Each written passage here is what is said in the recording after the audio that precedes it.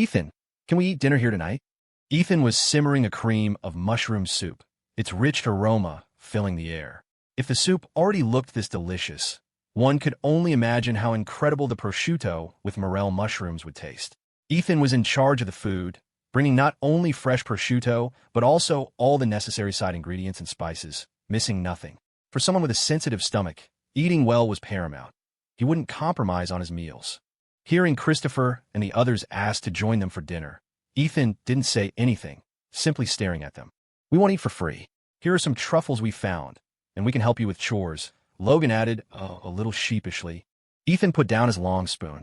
"How many of you?" "The three of us." Wasn't it obvious? Although Amelia wasn't looking over, she was listening intently, paying close attention. "You two can stay for dinner. Amelia can't. We have bad blood." With the cameras rolling, Ethan dared to openly exclude Amelia. Where was his sense of propriety? Wasn't he afraid of causing controversy? Christopher hesitated. "That doesn't seem right. We're all filming the show together. There's no need to make things so ugly. If you think it's not right, then you can both go back." Ethan ladled out the soup and started stir-frying the mushrooms. The aroma drifted towards them with the smoke, impossible to avoid. Logan watched the rendered fat sizzling in the pan, the Maillard reaction making his mouth water uncontrollably. He couldn't imagine how delicious that prosciutto and truffle stir-fry would be. Logan stood rooted to the spot, reluctant to leave. For the first time, he envied Olivia Bennet, who could seemingly join whichever team she pleased. Ethan had his reasons for isolating Amelia, reasons that wouldn't cause backlash even if aired. But it was different for Christopher and Logan. Two grown men abandoning their female teammate just for a meal? Would that even be human? Unable to bring themselves to do it, the two could only dejectedly carry their mushrooms back and start building a fire to cook. Their own food supplies were limited. Learning to cook like Ethan was impossible. His methods were too complex, and they couldn't replicate the flavor. They had to go for something simple. So, they decided to make a simple, wild mushroom soup, quick and easy. Amelia sat in her tent, watching Logan and Christopher wash the pot and start the fire. She knew their attempt to get dinner had failed. She loved Ethan's cooking and had been thinking about it ever since he left. Yesterday, she had indeed eaten food cooked by Ethan, but it was all beef stew with green beans, her least favorite dish. A whole meal of it. Given how much Ethan despised her now, yesterday must have been intentional, a way to punish William indirectly as well. The sizzle of oil from their cooking area could be heard even over here, accompanied by the sounds of stir-frying, the aroma drifting over on the wind. Amelia had always loved wild mushrooms. Fresh ones were hard to come by in Rosewood City, so every summer, Ethan used to arrange for someone to buy them for her. Good ingredients paired with a skilled chef resulted in truly top-tier cuisine. She could almost perfectly imagine how delicious Ethan's dinner must be right now. Olivia Bennet's voice drifted over from the next campsite. "It smells so good. When can we eat?" "Ethan, have some soup first. The rest will be ready soon." Amelia sat on the ground, burying her head in her knees. She actually felt a pang of envy towards Olivia Bennet. The confidence she'd arrived with was now replaced by shame and self-reproach. She hadn't accomplished anything. She hadn't gotten information about the Yian Group's boss from Ethan, nor had she convinced him to drop the lawsuit. She didn't know how she would face Benjamin Harper when she got back. He would definitely be disappointed in her, maybe even yell at her. After all, this whole mess was her fault. No matter how much Benjamin Harper doted on his daughter, when it came to business interests, she had to take a back seat. A small defamation case should have been easy to resolve, but Benjamin Harper was currently fundraising for the Westbrook District land deal.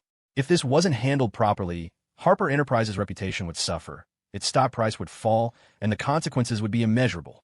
Furthermore, Ethan had the backing of the Yian Group. Their exact relationship was unclear, and the unknown was terrifying. Would he get the Yian Group to target Harper Enterprises? While Amelia was lost in these anxious thoughts, dinner had started over at Ethan's campsite. Olivia Bennet ate soup and meat, her eyes longing for the mushrooms, but she held back from taking any. "Why are you only eating soup and not the mushrooms?" Ethan finally asked after Olivia Bennet finished her third bowl of soup. Olivia Bennet clutched her bowl, looking guilty. "I just like the soup. You make really good soup." "Ethan, maybe drink less soup. If you drink too much, you'll need the toilet during the night. It's not like home out here. There are snakes outside." Olivia Bennet's face turned pale with fright upon hearing that. "Don't scare her. If you need to use the restroom tonight and you're scared, you can call me to go with you." Victoria Harper ladled a spoonful of mushrooms and meat into Olivia Bennet's bowl. "Eat more mushrooms. You won't get wild ones this fresh once we leave here." Victoria Harper could tell Olivia Bennet was likely holding back out of embarrassment, as she hadn't found any edible mushrooms that afternoon. Encouraged by Victoria Harper, Olivia Bennet ate until her cheeks puffed out, quickly becoming full. She volunteered to wash the dishes, though she definitely couldn't manage it alone and would need Ethan's help. Victoria Harper and Grace Parker returned to their tent, sprinkling snake repellent powder around it and spraying insect repellent both inside and out. Bathing was out of the question in the wild. They could only heat some water for a quick sponge bath. "How's your foot?" Victoria Harper heard the concern in Grace Parker's voice. Victoria took off her sock. The wound was weeping slightly and looked red and painful. "It's okay, not too painful." After washing her foot, Victoria Harper sprayed iodine on the wound, applied some antiseptic powder, covered the smaller cuts with bandages, and wrapped the larger one with gauze. They were heading back tomorrow. Victoria Harper's injury wouldn't heal overnight. She'd probably need Ethan to carry her down the mountain. The director said, "We have 3 days off. I'd like to ask Ethan out for one of those days." "Why are you telling me this?" Victoria Harper asked, amused, looking at her. Grace Parker felt she should give her a heads up. If Victoria Harper also wanted to ask Ethan out, Grace didn't think she stood a chance. "I only want to ask him for one day. My mother is ill and has wanted to see him again for years. I mentioned it to Ethan a while ago, and he agreed." At this point, Grace Parker added a further explanation. "Don't worry, I don't have any other intentions towards him anymore. We're just ordinary friends. As long as you're clear with him, I have no objections." Grace Parker breathed a sigh of relief and murmured, "Thank you." Outside, while Olivia Bennet and Ethan were heating water to wash dishes, the group next door had just finished cooking their meal. Christopher's group had made the simplest mushroom porridge. Boil the rice first, then add the mushrooms, and finally season with salt. But the cast iron stove was incredibly difficult to manage. They'd finally gotten the water boiling and added the mushrooms, only for the fire to die down again. Simmering unevenly like that, the finished pot of porridge wasn't white, but a disconcerting purplish blue. Christopher was uneasy. "Is this edible?" Logan sounded confident. "Mushrooms turn this color. Why wouldn't it be edible?" "Don't worry, we boiled it for 15 to 20 minutes. It should be non-toxic by now." Logan sprinkled some salt into the porridge and tasted it for seasoning. Indeed, high-end ingredients often require only the simplest cooking methods. Just boil them, and they taste great. Christopher went to call Amelia out for dinner. After Christopher and Amelia came out, Logan served 3 bowls of porridge. "Eat up. Ethan and the others are heading to bed after dinner. I'm wiped out today. Feels like I could fall asleep the moment I close my eyes," he muttered as he blew on his spoon. The porridge was seasoned just right and tasted decent, though the color was a little off. Amelia glanced at the bluish tint in her bowl. "Is this even edible?" "It's fine," Logan reassured her. "That's just the color of the mushrooms. The community workers said it's safe to eat." Really? She'd only ever had wild mushroom soup that looked yellowish. Blue was a first. She didn't want to eat it, but she hadn't had much lunch and had been walking all afternoon. Her stomach was empty, and she worried about low blood sugar. Amelia took a sip. The taste was odd but still tolerable. There was a mild saltiness to it. She finished the bowl and even ate a few pieces of mushroom. Afterwards, she offered to wash the dishes. But neither of the guys was about to let a woman, especially someone like Lady Harper, handle that kind of chore. She probably wouldn't do it well anyway, and would just end up making a mess. "I'll do it," Christopher quickly said. "You should rest. Or maybe scatter some peppermint oil capsules around the tent to keep bugs and snakes away tonight." Amelia took the advice. Christopher and Logan washed the dishes together, relying on the crew's lights to see in the forest. It was cooler up in the mountains than at Oak Ridge Community. The breeze was chilly. Logan had never been camping before. This whole Appalachian Trail setup reminded him of horror movies, creepy and unsettling. He took advantage of the group being around to quickly finish up and head back into the tent. The director made his rounds, checking on everyone. When he got to Amelia's tent, he asked, "You guys feeling okay after eating those mushrooms?" Logan poked his head out of the tent. "We're fine. Boiled them for 15 to 20 minutes. They should be cooked and safe by now." "Should be."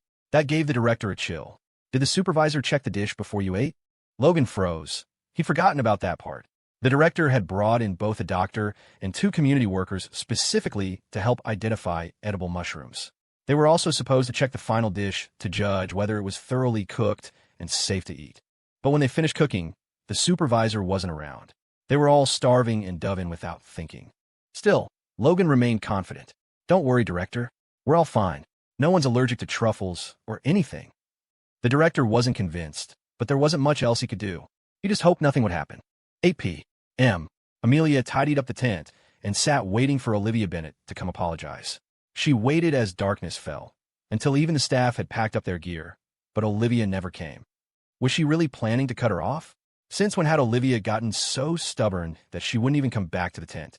Where was she going to sleep tonight? What Amelia didn't know was that Olivia had already moved into Victoria Harper's tent. Victoria slept in the middle, with Grace Parker on one side and Olivia Bennet on the other. Olivia had chosen the innermost spot. She was too scared to sleep near the entrance in case there were snakes outside. Luckily, it was chilly in the mountains, so the three of them squeezed together for warmth. Victoria even smelled kind of nice. Olivia had rarely seen her wear makeup during filming. At night, she just rinsed her face with plain water, and her skin was amazing. Victoria was a couple of years older, but Olivia found herself thinking, if I look that good at 27, I'll be lucky. She started to wonder, maybe Victoria wasn't as annoying as she'd thought. Why did she dislike her again?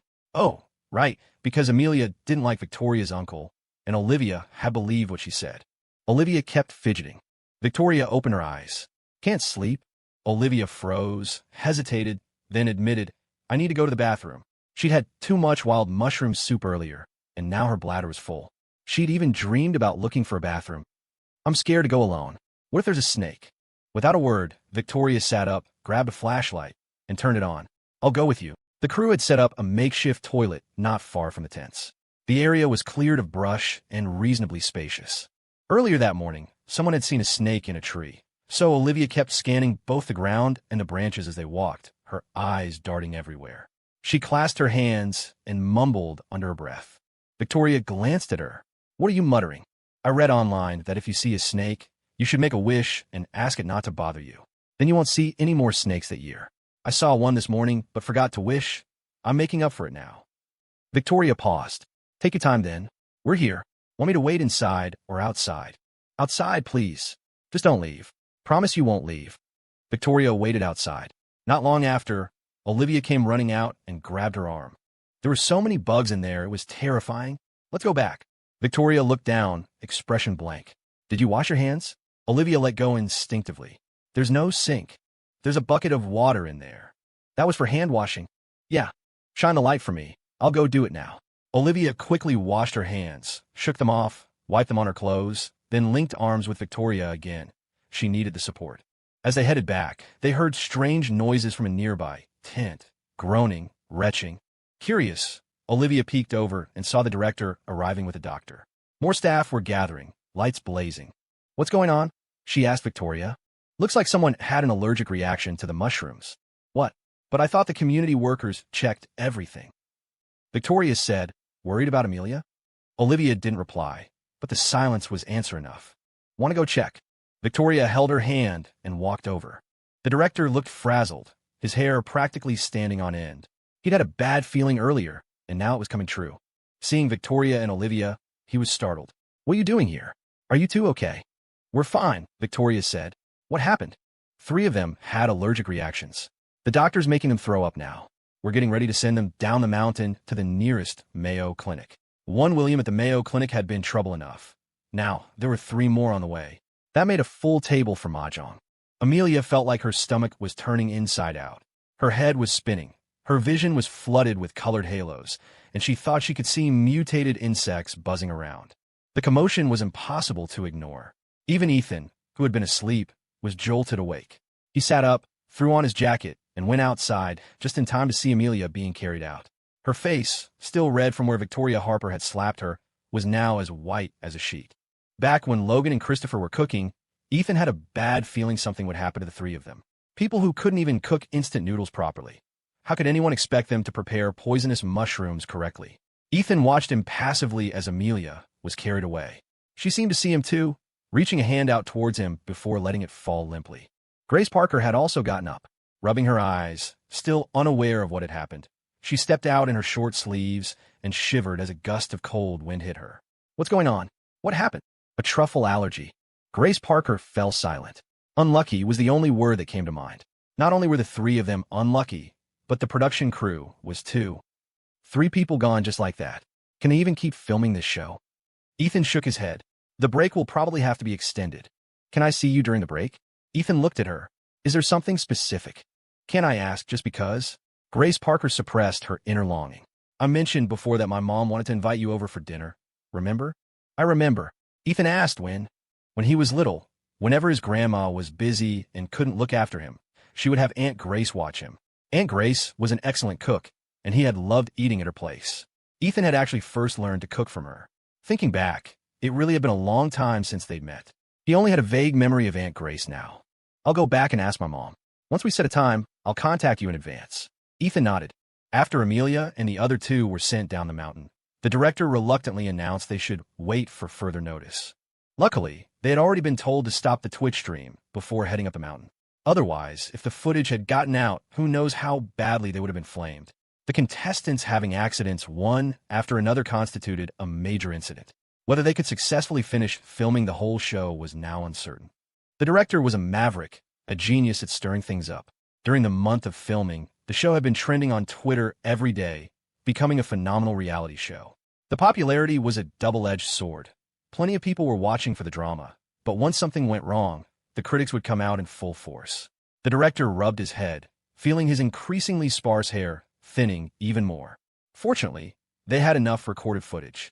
Post-production could edit plenty of main episodes and behind-the-scenes clips to act as a buffer. Therefore, the break was extended from the original 3 days to a month, possibly even longer. If the contestants weren't opposed, they might see if they could film some of their daily lives during the break. Seeing Ethan, Olivia Bennett seemed to find her anchor. She asked worriedly, "They'll be okay, right? There are doctors with them. They'll be fine." Olivia Bennett's gaze remained fixed in the direction Amelia had gone. She was worried about her. Even though she'd said they were done being friends, how could so many years of friendship be severed just like that? Ethan said directly, "If you're really worried about Amelia, you could go with them." The director would agree. Olivia Bennett shook her head. "No, it's okay. She has so many people around her, caring for her. She doesn't need me there too. I'd better not add to the trouble." The director, also worried, went along too, leaving the assistant director at the site responsible for keeping things calm. Basically, everyone should just get some sleep if they could. They would pack up and head down the mountain when daylight came. Everyone returned to their respective tents. There were now 2 empty tents, enough for people to sleep one per tent, but Olivia Bennett still chose to squeeze in and sleep with Victoria Harper and Grace Parker. Ethan also returned to his own tent. It was only 9 o'clock. Having been woken up, he couldn't get back to sleep now. He didn't have his phone on him. Rummaging around, he finally found an instruction manual to kill time. Nearly 40 minutes later, a rustling sound came from outside. The small noise seemed particularly piercing in the night. Ethan propped himself up slightly. Looking outside, he could vaguely make out a figure. He initially thought it was a crew member passing by, but then the figure crouched down, clearly about to unzip his tent. "Who is it?" "It's me, Victoria Harper." Victoria Harper unzipped the tent and poked her head in. Her eyes, glistening, looked at him like a small deer lost in the woods. Ethan sat up. "What are you doing here? Can I come in?" Before he could even answer, Victoria Harper had already opened the tent wider and slipped inside, giving Ethan no chance to reply. The tent wasn't large. One had to stoop and bend their knees to get in. Once inside, Victoria Harper knelt directly on the sleeping mat, zipped the tent shut, then slowly moved towards Ethan. "Ethan, aren't you scared? I heard there are wild animals in these mountains." Ethan, feigning calm, said, "I'm not scared." "But I am." Victoria Harper had already moved right next to him, pressing down on his sleeping bag. "I want to sleep in here with you." Scared? Her? She was the bravest one among everyone here. If she were really scared, she wouldn't have accompanied Olivia Bennett to the toilet earlier, let alone sneak into his tent in the middle of the night. Then again, she had just waltzed right in his tent. Did Grace Parker and Olivia Bennett not notice she was gone? And were all the crew members outside asleep? In the already cramped space, the two of them drew closer and closer. It felt as if the temperature inside the tent began to rise. "No." As soon as the word left Ethan's mouth, Victoria Harper had already lain down. She then grabbed the sleeping bag, wrapped it tightly around herself like a cocoon, stealing it completely off him. Then she turned her back to Ethan, leaving only her head visible. Ethan, he was completely stuck and utterly helpless. What could he do if she wouldn't leave? He couldn't exactly pick her up and throw her out, could he? After a long moment, Victoria Harper's muffled voice finally came from the bundle. "Ethan, comfort me. What's wrong? Did something happen?" "Victoria Harper, Grace Parker said she's going to ask you to go back with her to see her mom soon. Are you going to go see her and then forget all about me?" Ethan immediately replied, "Of course not. You and she were childhood sweethearts, first loves. They say you never forget your first love. Will you two rekindle things?" "No, I've already turned her down." Afraid Victoria Harper wouldn't believe him, Ethan added emphatically, "I promise." Still wrapped in a sleeping bag and facing away, Victoria Harper asked, "Grace Parker also said her mom hasn't been well lately and is in the hospital. Will you feel sorry for her and agree to things?" "Well, that depends on the situation."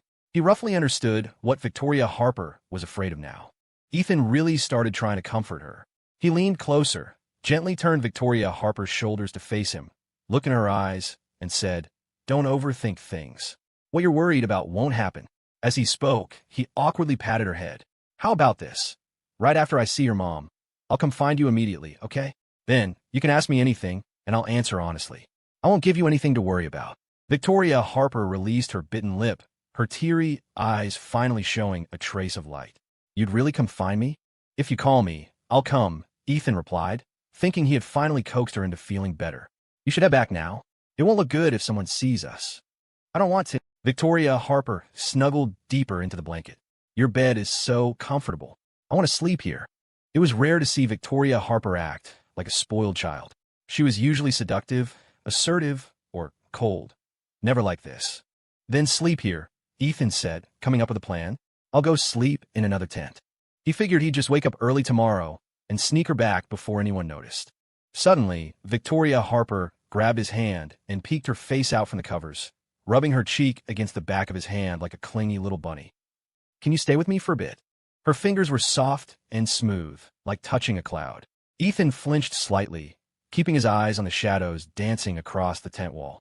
"Just sleep. You're not leaving?" "I'm not leaving." "Then lie down," Victoria said with a mischievous gleam in her eyes. "It's not like I'm going to eat you. What are you so afraid of?" He knew she was teasing him, deliberately trying to provoke him, but when she tugged on his hand, he still sat down and lay beside her. They were about 4 feet apart, close enough to feel the other's presence without touching. Any small movement would give them away. Ethan lay stiff as a board, afraid to move. Eventually, he heard the gentle rhythm of her breathing. He carefully turned his head and saw that Victoria Harper had already fallen asleep. She looked younger in her sleep, like a girl in her early 20s. Her lips were slightly curved, her cheeks soft and pale with a hint of pink, her lashes long and thick. She looked so delicate it made you want to reach out and touch her. She was hugging his arm tightly. Ethan tried to ease it out, but she held on even harder, resting her neck on his arm like a pillow. There was no escaping now. He sighed inwardly, torn between reluctance and helplessness. Eyes wide open, he took a deep breath and looked away. He thought there was no way he'd fall asleep under these circumstances. But to his surprise, her breathing was like a lullaby. His eyelids grew heavy, and before he knew it, they closed. And just then, Victoria Harper, who had pretended to be asleep, slowly opened her eyes. She found a comfortable spot and nestled into Ethan's arms, wrapping her arms around his waist and listening to the steady rhythm of his heartbeat. She didn't want to cause him trouble, so after lying there for a while, she quietly slipped out of the tent. Ethan jolted awake and instinctively looked beside him. She was gone. He reached out to touch where she had been cold. She had been gone for a while. He fumbled for his watch by the pillow. It was already 5 a.m. The sky outside was still dark, and everything was silent. By 5:30, the faint light of dawn began to show, and the crew started to stir. Worried that the remaining cast members might get food poisoning again, the assistant director had specifically invited local community workers to cook breakfast this time. As Ethan stepped out of the tent, he glanced at the one next door. A moment later, Olivia Bennett's voice floated out. "Where's Victoria Harper? When did she get up? I didn't hear a thing." "She didn't come back to her own tent last night." "Then where did she go?" There was rustling inside. Olivia Bennett unzipped the flap and peeked her head out, spotting Ethan. "Ethan, have you seen Victoria Harper?" Grace Parker also looked at him. Unlike Olivia's innocent curiosity, Grace's gaze flicked meaningfully toward the tent behind Ethan. She clearly knew. Seeing Grace staring at Ethan's tent, Olivia followed her gaze. A sudden, horrifying thought flashed through her mind. Did Victoria Harper sleep in Ethan's tent?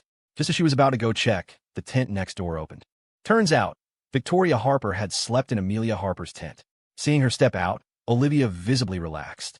"Weren't you supposed to sleep with us last night? Why'd you go over there? You drool in your sleep, snore, and hog the bed. I couldn't take it, so I switched tents." Liar. I do not drool or snore.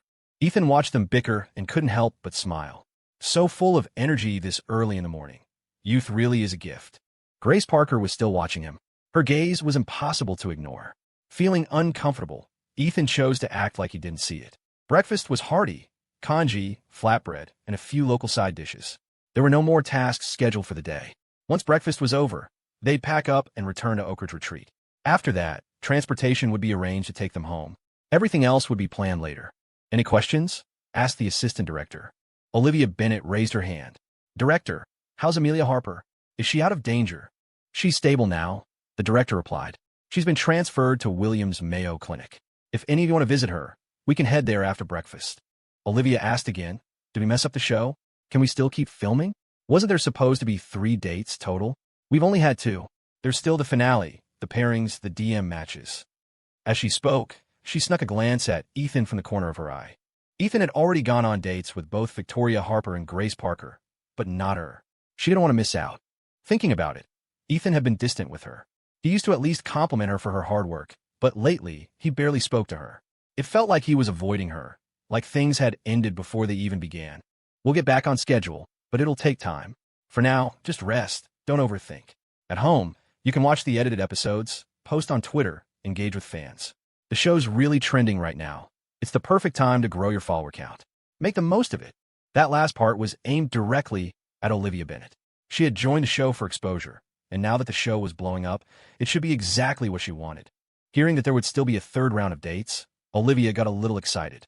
She even considered whether she should slip the director some money to buy a date card. At the Mayo Clinic, everyone had woken up, except Amelia Harper. She looked trapped in a nightmare, her brows furrowed tight. It said that mushroom poisoning can cause hallucinations, strange, vivid illusions. This was Amelia Harper's first time experiencing it. By the time she was carried out of the tent, she was already semi-delirious, seeing trees dancing, colorful insects floating in the air, and leaves on the ground swimming like fish. Even in that state, she saw Ethan clearly in one of her hallucinations. He was standing far away, motionless, staring at her like she was a stranger, with no emotion in his eyes at all. It was as if her life or death no longer had anything to do with him. Their relationship had fallen to this point because of her, but that hadn't been her intention. She only wanted to see Ethan regret. He had once been so obedient and gentle with her, yet now he had walked away without hesitation, cleanly, as if everything he'd done before had been a lie. She kept testing him, trying to uncover the truth, but in the end, she wasn't even worth the role of a passerby. Amelia hadn't eaten much truffle. After inducing vomiting, she didn't go through with gastric lavage. She lay on the bed in a daze, hooked up 2 and 4.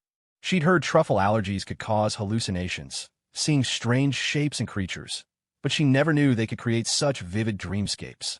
That night, her sleep was restless. She dreamed she was sitting at a breakfast table, filled with her favorite brunch items. The tea snacks were delicately plated, and the porridge in front of her was still steaming. The setting resembled the apartment she had once shared with Ethan, though it was larger and more warmly decorated. Handmade figurines lined the shelves beside the TV, and wind chimes made of seashells hung on the balcony. Across from her sat a man in his 30s, wearing a brown trench coat. There was a promise ring on his left ring finger. He looked mature, gentle, with a touch of refinement. Amelia couldn't make out his face clearly, but instinct told her she knew him well. The moment she saw him, a strange peace settled in her heart. She wanted to stay in this place forever. Having grown up without a mother, Amelia had always longed for a home of her own. It didn't need to be big, but it had to be warm. And this place, in every detail and every feeling, was exactly the home she'd always dreamed of. Not eating? Don't have an appetite? The man asked, placing a chubby ravioli on her plate. I'm full.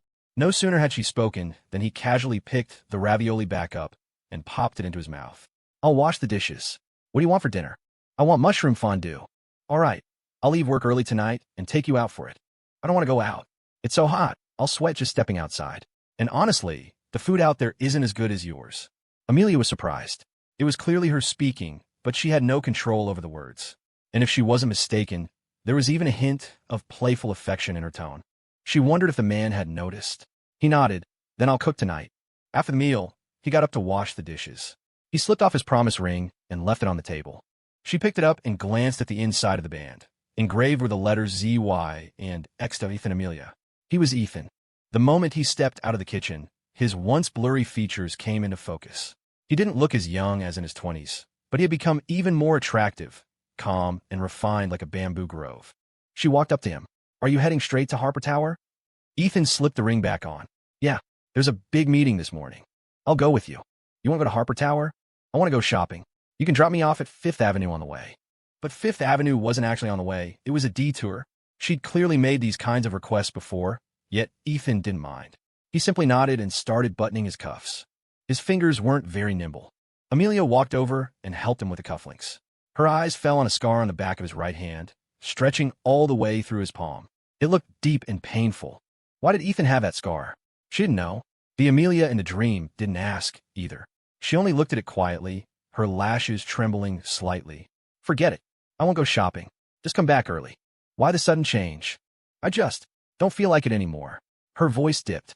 "Then tell me what you want, and I'll bring it back after work." "Bring 2 cups of bubble tea, then. It's been a while. I want rose pure with ice." "You shouldn't drink tea at night. You'll have trouble sleeping. Your sleep's bad enough as it is."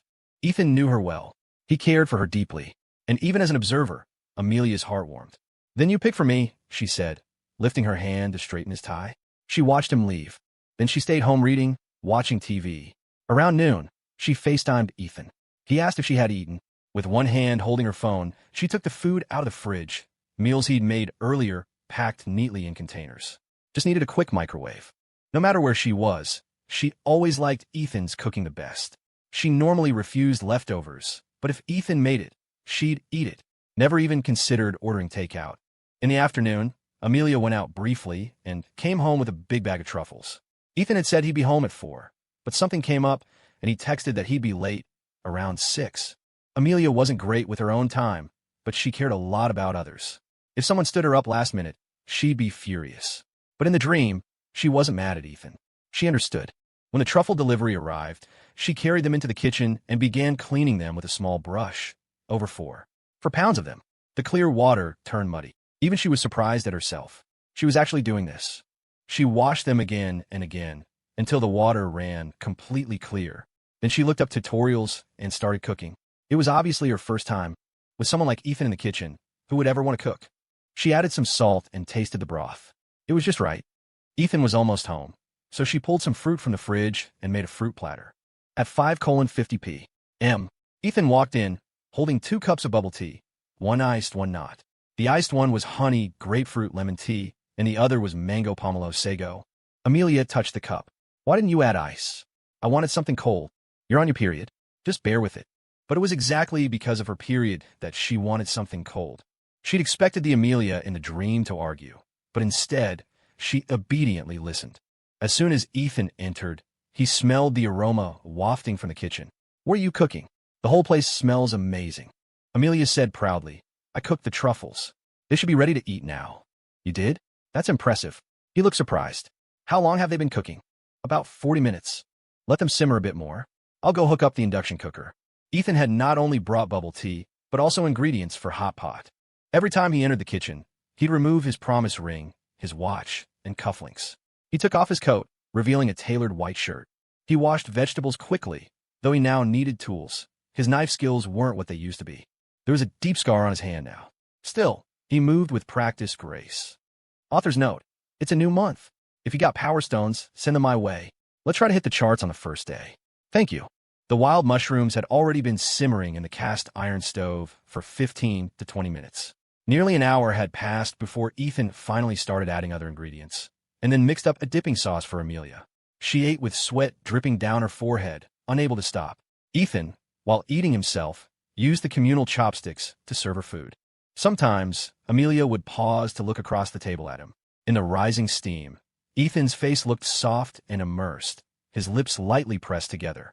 The look in his eyes wasn't full of disgust like in real life, but there wasn't any affection either. Still distant, still detached, his gaze clouded like a fogged-up mirror.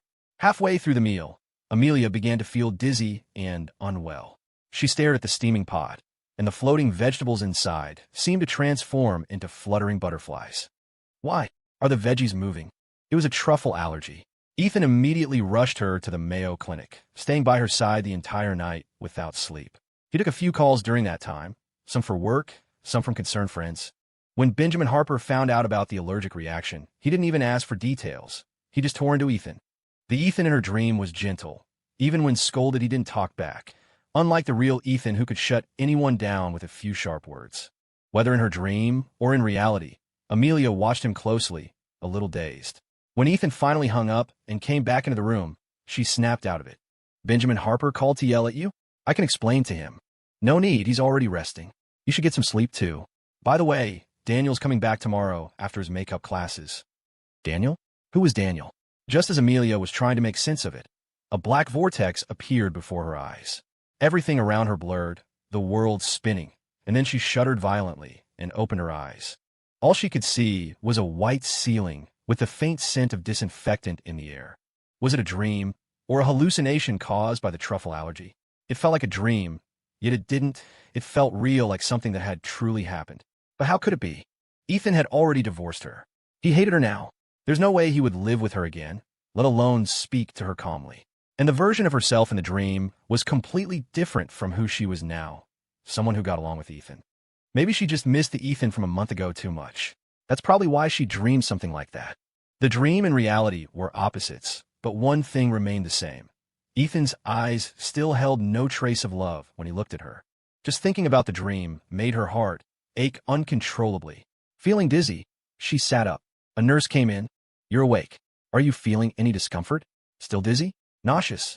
What time is it? Amelia asked. It's already 9. Where's your caregiver?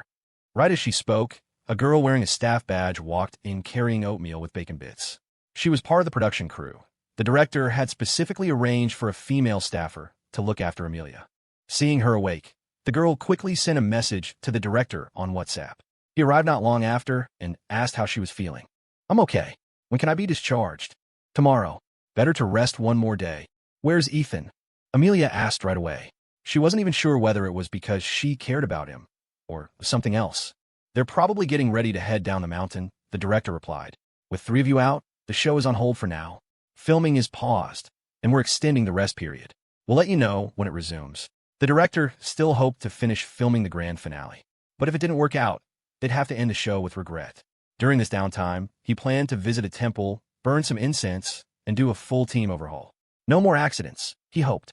They're leaving today. Amelia propped herself up. They're going back to Oak Ridge Farm, first to pack. After that, we'll arrange transport for them. Amelia seemed like she wanted to go back too, but the director quickly advised her, you should really rest another day.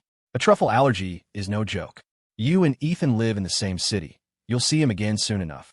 She wasn't sure if it was because of that strange, inexplicable dream, but Amelia found herself both longing to see Ethan and dreading it. She closed her eyes, forcing her thoughts away from him. William came to mind. What about William? He left this morning. Said there was an emergency at home. He looked really anxious, so I let him go. What kind of emergency? I don't know. Maybe you should give him a call. The director handed her his phone. Amelia took it and dialed William. No answer. Maybe something really did happen.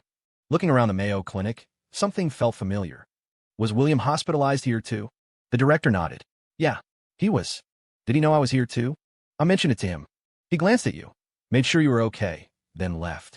That was the director smoothing things over. In reality, William had just passed by the entrance, gave Amelia a quick glance, and walked away. Forget Fiancée. His attitude didn't even qualify as a friend's. No one knew what urgent matter could have made him leave so coldly. Amelia found it strange, too. She was hospitalized from a truffle allergy, and William, being at the same Mayo Clinic, didn't even wait until she woke up. What kind of emergency did he have? William didn't really have a family. She had just recently acknowledged Aunt Margaret and Richard Johnson as her godparents. Could something have happened to the Johnson family? Meanwhile, Ethan and the rest had returned to Oak Ridge Farm. They didn't even have time to rest before they started packing. The assistant director went live on Twitch, explaining the incident and announcing the show's temporary suspension. He told the viewers to look forward to the official release. We'll continue posting behind-the-scenes content now and then. In the meantime, we're going to reorganize the whole team to ensure every guest's safety. There will be a grand finale. The journey's not over yet. Among the live comments, what viewers seemed most curious about was who Ethan would end up with. Would it be his ex-fiancée's younger aunt, Victoria Harper? His childhood sweetheart turned movie star, Grace Parker? Or Amelia's best friend, Olivia Bennett? Currently, the Ethan-Victoria Harper ship was trending at #1 on Twitter. Olivia Bennet was dead last. Netizens joked that Olivia had no storyline. She obviously liked Ethan, but refused to admit it. Now that the show was suddenly paused, no one knew how her arc would play out. The assistant director returned the phones to the cast and gave them their final task for the day, sending out their last round of DM matches before departure. It was their third time sending DMs and doing it right before leaving. Talk about drama. Back at the Mayo Clinic, besides Amelia, both Christopher and Logan received the task notification too. In the observation lounge, now that Amelia and William were gone, only 4 people remained. The space felt noticeably larger. They watched a rough-cut segment from the production crew, which then cut straight to the Twitch livestream, prompting the observers to comment in real time. Sophia twirled her pen and scoffed, so that's why Amelia and William suddenly disappeared. They were surprise guests for the production crew. The director really kept that under wraps. But seriously, how did the two of them even have the nerve to join? Didn't they feel ashamed facing Ethan? Don't they feel guilty? A collapsed house can be rebuilt, but theirs is razed to the ground. They've reached peak simp levels, utterly shameless, so I guess losing face doesn't scare them anymore. Regarding Amelia and William guest starring on a Twitch stream, the panelists in the observation lounge had mostly heard about it, but in this setting, even if they knew, they had to pretend they didn't. Sophia immediately started ranting. The others remained silent, and only after she'd vented for a while did the host, Liam, intervene gently. All right, let's drop it. Let's focus on the main event, the third round of Heartbeat DM matches. Who do you think will message whom? Film star Daniel Ford opened his notebook and began his analysis. I feel like Ethan and Grace Parker will message each other. They've been on a date, plus they're childhood sweethearts. Olivia Bennet will probably still message Christopher Foster. They've been interacting a lot recently, and this was their second date.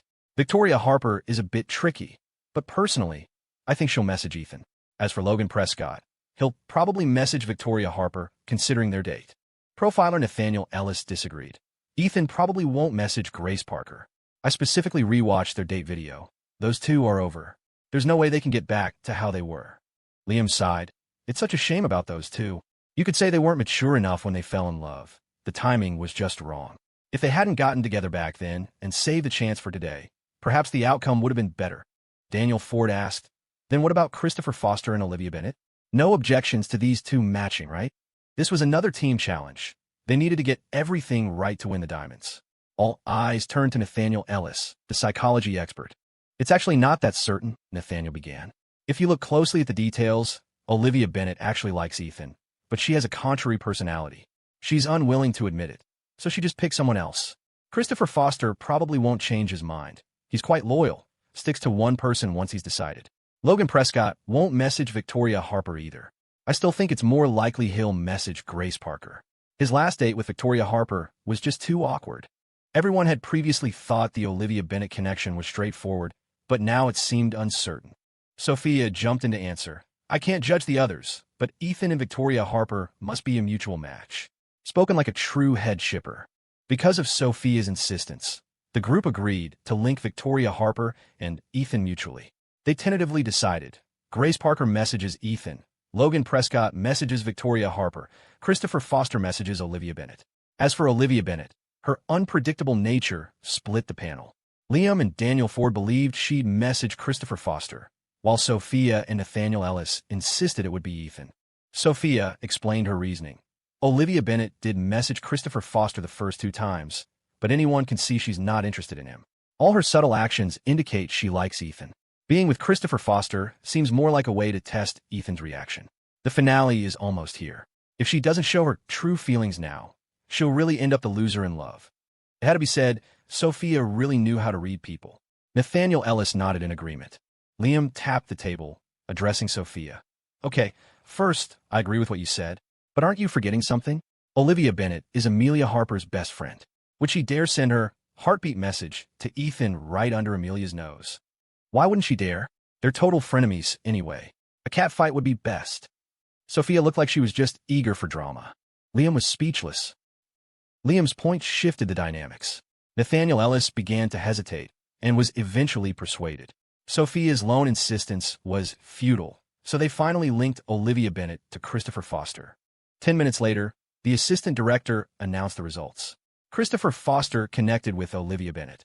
Logan Prescott connected with Grace Parker. Victoria Harper connected with Ethan. Grace Parker connected with Ethan. Then came the two most suspenseful results. Ethan connected with Victoria Harper. Olivia Bennet connected with Ethan. Everyone, except Sophia, was stunned by the outcome. Sophia pointed triumphantly at the screen. "See, what did I tell you? It's almost the finale. Time to fight for your own happiness. Olivia, you've got guts. You stood up. You finally found your lane. I admire you. Too bad my heart already belongs to Victoria Harper." Liam shook his head. "I really didn't expect that." Daniel Ford clicked his tongue. "A woman's heart is an ocean of secrets." Nathaniel Ellis chuckled. "This show is getting more and more interesting. It's a pity filming has to stop. Who knows when it'll resume." Mentioning this ticked Sophia off again. "Seriously, William and Amelia Harper, why ditch being perfectly good observers to become guest participants? The show was going fine at the start, but as soon as they showed up, trouble started. Those two jinxes, always looking for problems." Liam reached out and gently squeezed her wrist, reminding her, "Watch yourself, we're still recording." Sophia brushed it off. "This isn't a live Twitch stream. They'll edit it out later. Besides, their reputation is already terrible. So many people talk trash about them. What's one more? You're still a public figure. Maybe I'll just quit after this gig then." Was she serious or just joking? "Let's just see what messages they sent," Liam suggested, changing the subject. The participants who got their phones back returned to their private spaces and began composing their messages. Ethan opened his chat with Victoria Harper. He thought and thought, finally sending just a short sentence. "I had a great time these past 2 days." Not long after the message was sent, Ethan's phone started buzzing with notifications, pinging 3 times in quick succession. He paused, then checked.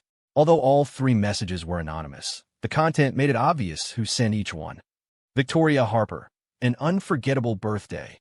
Grace Parker, "Let's keep in touch." Olivia Bennet, "I'm sorry. I shouldn't have misunderstood you because of what others said about before. I was wrong. I hope you can forgive me." Receiving 3 messages at once was unexpected for Ethan, but seeing them, it wasn't entirely surprising either. Reading Olivia Bennet's apology, Ethan felt strangely detached, like watching a child suddenly grow up. He had been intentionally avoiding Olivia Bennet lately. Before, he hadn't known her feelings. Now that he did, he needed to be more careful. Once the show ended, everyone would go their separate ways. It would be hard to even meet up without making an effort, and feelings fade over time. This time, all 3 women received messages. Some were troubled, others delighted. Victoria Harper looked at the brief message in her hand. The words alone might not reveal the sender, but they had attached a picture of fireflies. Thinking back to that beautiful night, Victoria Harper couldn't help but smile. Grace Parker received a message from Logan Prescott, still a greeting from his little fan. "I'll go see your new Hollywood movie during the break." Christopher Foster's message to Olivia Bennet read, "I heard from the director that we'll have a long break this time. As friends, could I treat you to a candlelit dinner at the Cheesecake Factory sometime?" Olivia Bennet kept looking at her phone, opening the message, and then closing it again. But no matter how many times she refreshed, there was still only that one message in her inbox. Although she had anticipated this, Olivia Bennet still felt deeply disappointed. Who would Ethan send his heartbeat message to? She had a feeling it would be Victoria Harper. Ethan had sent her the first heartbeat message. If she hadn't been so difficult back then, would she have received his messages these last 2 times as well? He had explained that the reason he messaged her the first time was because he knew she wouldn't choose him. If she told Ethan now that she didn't mind him using her as a shield, would he start messaging her again? Would he ask her out on his own? After completing the final task, the staff returned the personal phones to the participants. Ethan took his phone, turned it on, and saw 99+ notifications. Clicking through, he found most were missed calls from Margaret Johnson. Sometimes she'd call hundreds of times in a single day, and there were too many text messages to even begin reading. These messages weren't worth looking at. He cleared all unread notifications with one tap. Ethan opened his email. Compared to the flood of texts, his inbox only held a few messages. After a quick scan, he clicked on anonymous email. "Mr. Johnson, I found the psychologist from 10 years ago. Some relevant files have been sent to your private email. I found what you asked me to look into, Ethan," the investigator said. "The psychiatrist who treated Margaret Johnson 19 years ago is currently in Cedar Springs. I've already sent part of the information to your email. The rest would only be handed over once Ethan paid the remaining balance." Ethan opened the file. Name, Alan Murphy.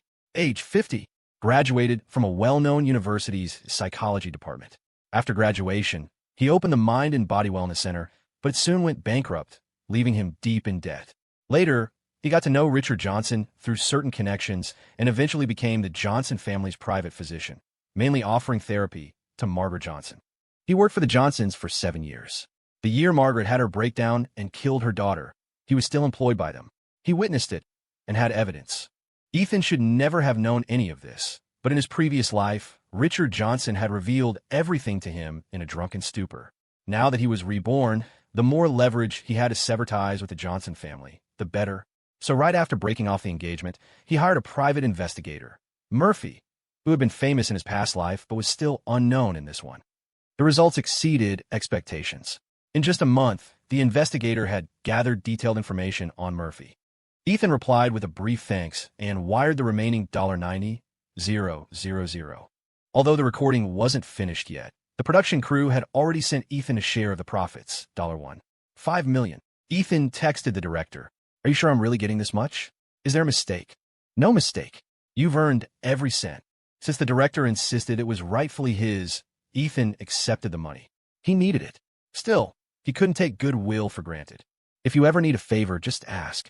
The director replied cheerfully, "Pleasure working with you." After returning to Rosewood City, Ethan dropped his bags off and threw all the clothes he'd brought back into the washing machine. A month away had left his place coated in dust. Without resting, he began cleaning right away. He worked all afternoon, from daylight to darkness. By the time he looked at the clock, it was already 8 p.m. He made a quick bowl of noodles for dinner. No cameras, no crew, just peace and quiet. He could do whatever he wanted. After a long, satisfying shower, he booked a ticket to Cedar Springs. The flight left at 10 a.m. The next morning, some things were better dealt with sooner. The flight to Cedar Springs took 2 hours. Upon landing, Ethan turned off airplane mode. A text popped up from Olivia Bennett. "What are you doing? Got time to hang out?" Ethan replied, "No time." Shortly after, Victoria Harper called. Ethan was caught off guard. His brain hadn't even registered the call before his hand answered it. "Have you eaten?" Victoria asked. "Already ate on the plane." "On the plane? You just got home and you're flying out again?" "Heading to Cedar Springs. Got some things to take care of."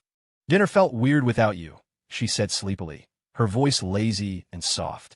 "When you come back to Rosewood City, can you do me a favor?" "Sure. What is it?" he said without hesitation. Victoria chuckled lightly. "Help me move. That's all.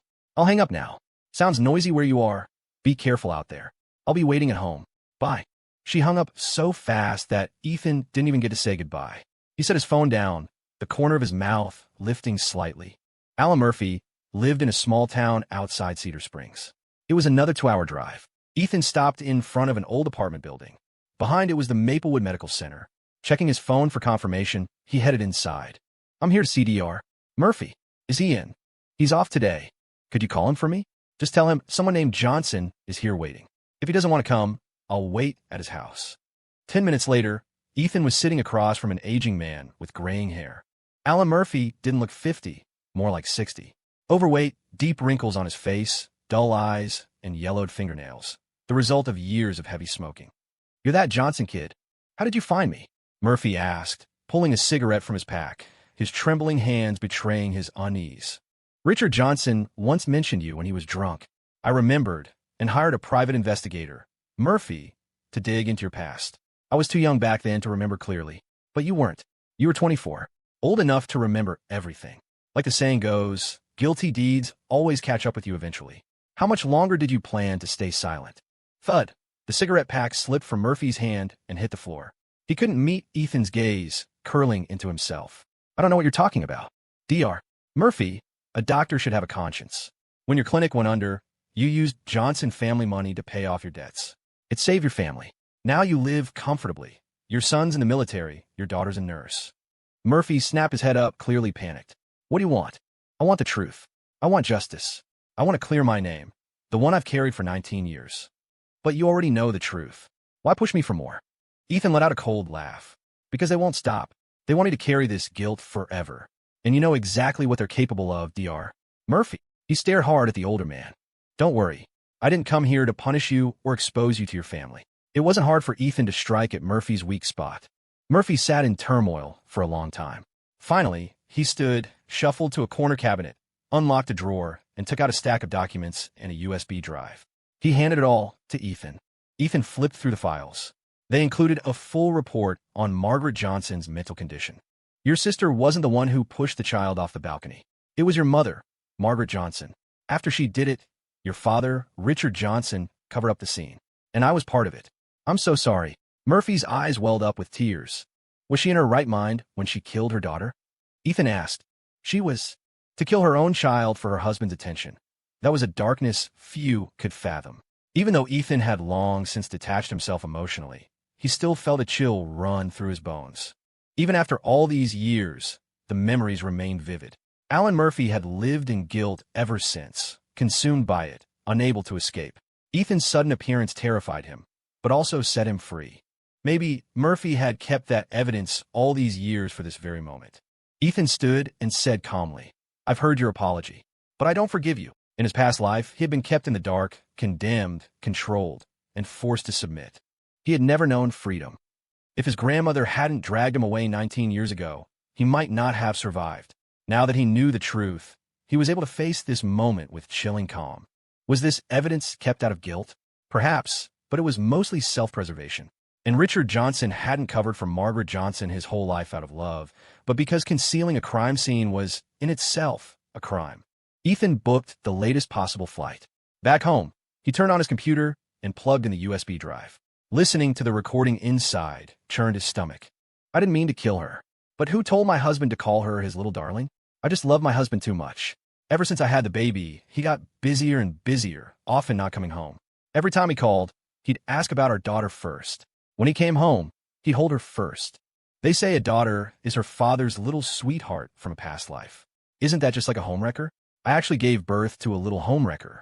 If she just disappeared, my husband would only love me. When I picked her up, she was still smiling at me. She called me mommy. Everyone in the family said she was adorable, but I found her disgusting. Dr. Murphy, is there something wrong with me? I have to be first, and I have to be the only one. I won't allow anyone I care about to care about someone else, even if it's someone I gave birth to. It wasn't me who killed her, it was Ethan. Big brother killed little sister. He was just jealous of her, jealous that mommy and daddy loved her.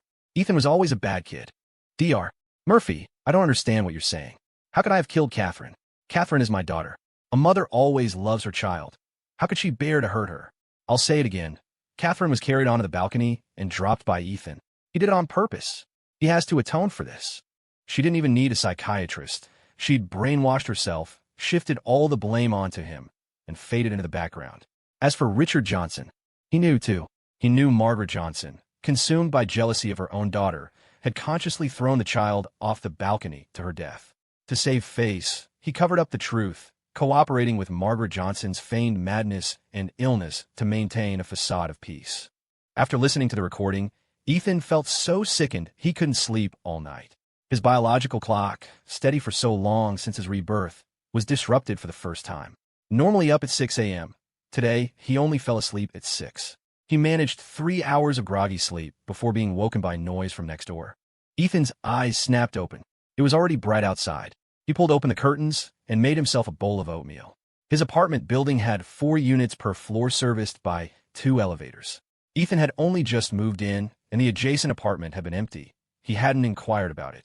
He didn't think much of someone suddenly moving in. Today, Ethan's schedule was packed. He currently had $5 million in his account. Not even pocket change compared to the Johnson family fortune.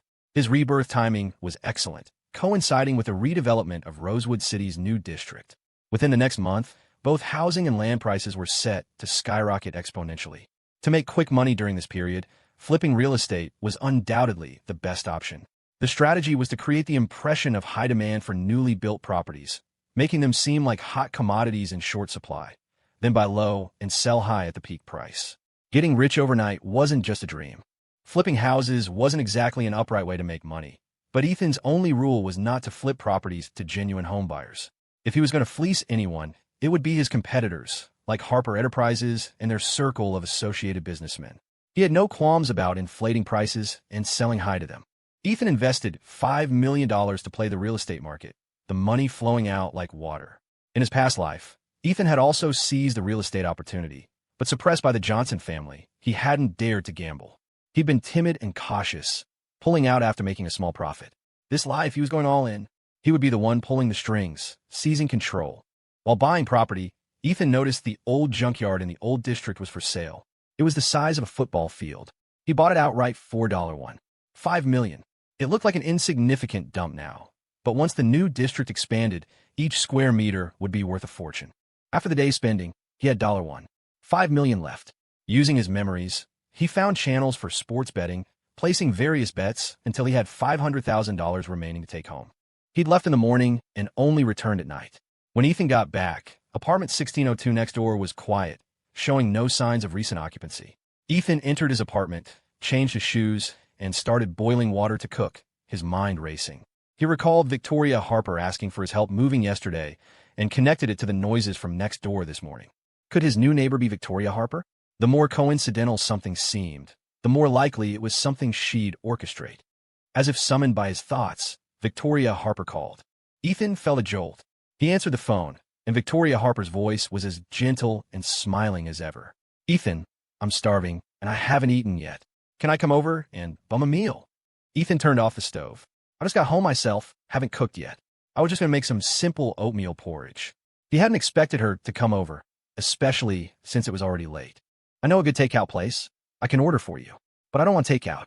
If I asked you to come over and help me move right now, would you?" Ethan glanced out the window, already walking towards the main door. "Where are you now?" "I'm right outside your door." Her voice from outside reached him a split second before it came through the phone. Ethan paused, then abruptly pulled the door open. Victoria Harper stood there, arms crossed, smiling brightly at him. "Hey neighbor, can I come on a meal now? I can handle oatmeal porridge with savory sides too. I won't complain as long as you made it." Upon his return, William went straight to find Sophia. He wanted to have a serious talk with her, but unexpectedly, she asked him to meet her outside for a movie. William had no choice but to disguise himself, making sure he wouldn't be recognized before meeting her. Sophia was heavily pregnant. Compared to 8 months ago, she had changed quite a bit. Her once long hair was cut short, reaching her shoulders. She had put on some weight, but had a healthy complexion. Even though William was thoroughly disguised, Sophia recognized him instantly, waving from afar. William's face was cold. "Keep it down. I don't want to be recognized." "Relax. No one besides me would recognize you." Sophia produced 2 movie tickets. "I've already picked up the tickets. Let's go in." William stood frozen. Sophia linked her arm through his intimately, appearing like a young couple to onlookers. "I haven't seen a movie in ages. Watch this one with me, and then we'll talk properly." William couldn't possibly lose his temper in such a public place, so he suppressed his anger and went along with her for now. Sophia had chosen a movie. Only when it started playing did William realize which one it was. It was a suspense drama based on a true story, depicting a woman who was deceived, experienced marriage fraud, financial scams, domestic violence, pregnancy, and miscarriage, before finally dismembering her abuser and successfully getting her revenge. Sophia deliberately took him to see this movie. It was clearly a pointed reference to him. By the end, a thin layer of cold sweat had broken out on William's back. In the dim light, Sophia took his hand and asked, "William, are you scared by movies like this?" William forcefully pulled his hand back, his face tight. "It's fine." Sophia continued, "Didn't the man in the movie deserve to die? Cheating scumbags never meet a good end. If I were the woman in the film, I'd be even more ruthless. I would have gotten revenge the first time he laid a hand on me. Women are too easily fooled. When they love a man, he's all they see, like they tear their own hearts out for him. But once their hearts are broken, they won't hesitate to strike back, and they won't show any mercy." Sophia patted her belly. "The baby moved. Seems like he agrees with me. She really is crazy." William had entertained thoughts of killing her before coming here. As the old saying goes, only the dead pose no threat. Outside the cinema, William's expression was even darker than before. "The movie's over. Can we talk properly now? Sophia, what do you really want?" Sophia stated plainly, "I made it clear on the phone. Either give me money or give me status. The baby in my belly is already 34 weeks along. Getting an abortion is out of the question. Besides, could you bear to do that? This is your son. What wouldn't he bear?" He had no feelings for Sophia. He wished she and the baby would both die. A one corpse, two live situation. If she died, the threat would be gone. William had come here harboring murderous intent, prepared for the worst. Clearly, she understood men well, which was why she brought him to this movie, to warn him not to act rashly. Sophia wasn't as weak as he thought. If truly provoked, even a bunny will bite. Pushing her to a point of mutual destruction wouldn't be worth it. As for Sophia, her original plan had been to wait until after the baby was born to negotiate with William. She was gambling on William's conscience, betting that he would grow fond of the child. William, as a trending young actor whose career was on the rise, wouldn't get involved in a relationship at such a critical juncture. So Sophia had thought she had plenty of time to make detailed plans, using the child to tie herself firmly to William and make him take responsibility for her. But plans rarely keep up with reality. She never expected William to get together with Amelia. Compared to Amelia, what was she? She had been William's assistant for a year and knew very well that Amelia was his white moonlight, the unattainable love. The cherished daughter of Harper Enterprises, beautiful and rich. William's smooth sailing to this point was inextricably linked to her. If Amelia was a cloud in the sky, then she was mud on the ground. William only ever seemed to notice her when he fell into the mire himself. Amelia had previously been arranged to marry into the Johnson family, but the engagement was now off. With just a beckoning gesture, she could summon William to her side. After seeing the Twitch stream of William and Amelia's engagement announcement, Sophia couldn't sit still any longer. So she had no choice but to advance her plan, calling William beforehand to arrange a meeting. She didn't want to push things this far, but she had to think about herself and the child. Outwardly, Sophia appeared calm, but inwardly, she was in turmoil. William looked at Sophia's belly. At 8 months, it was large, stretching the fabric of her loose dress. "Can I touch it?" William quickly composed himself while looking at her belly. He decided to placate Sophia first, keep her from doing anything rash. Women produce a lot of estrogen during pregnancy, and the fetus stimulates maternal instincts. They become soft and sensitive during this time, making them easier to coax. Of course, Sophia's lips curved upwards. She seemed genuinely happy. William slowly reached out and placed his hand on Sophia's belly. Something moved inside. His heart gave a slight, almost imperceptible flutter, easily ignored. Sophia grasped William's hand. "The baby's head is about here. He can feel you touching him." Sophia was probably trying to stir some fatherly affection in William. But paternal love doesn't bloom so easily, especially not from a man who doesn't love you. Stroking her belly, William said, "When you told me on the phone about the baby, I didn't feel much. I just thought this child came at the wrong time, that it was trouble. But now, I want to give him a home. My parents divorced when I was very young. My dad raised me, and just as things were starting to look up, he died in a car accident. I lost my mom, then my dad.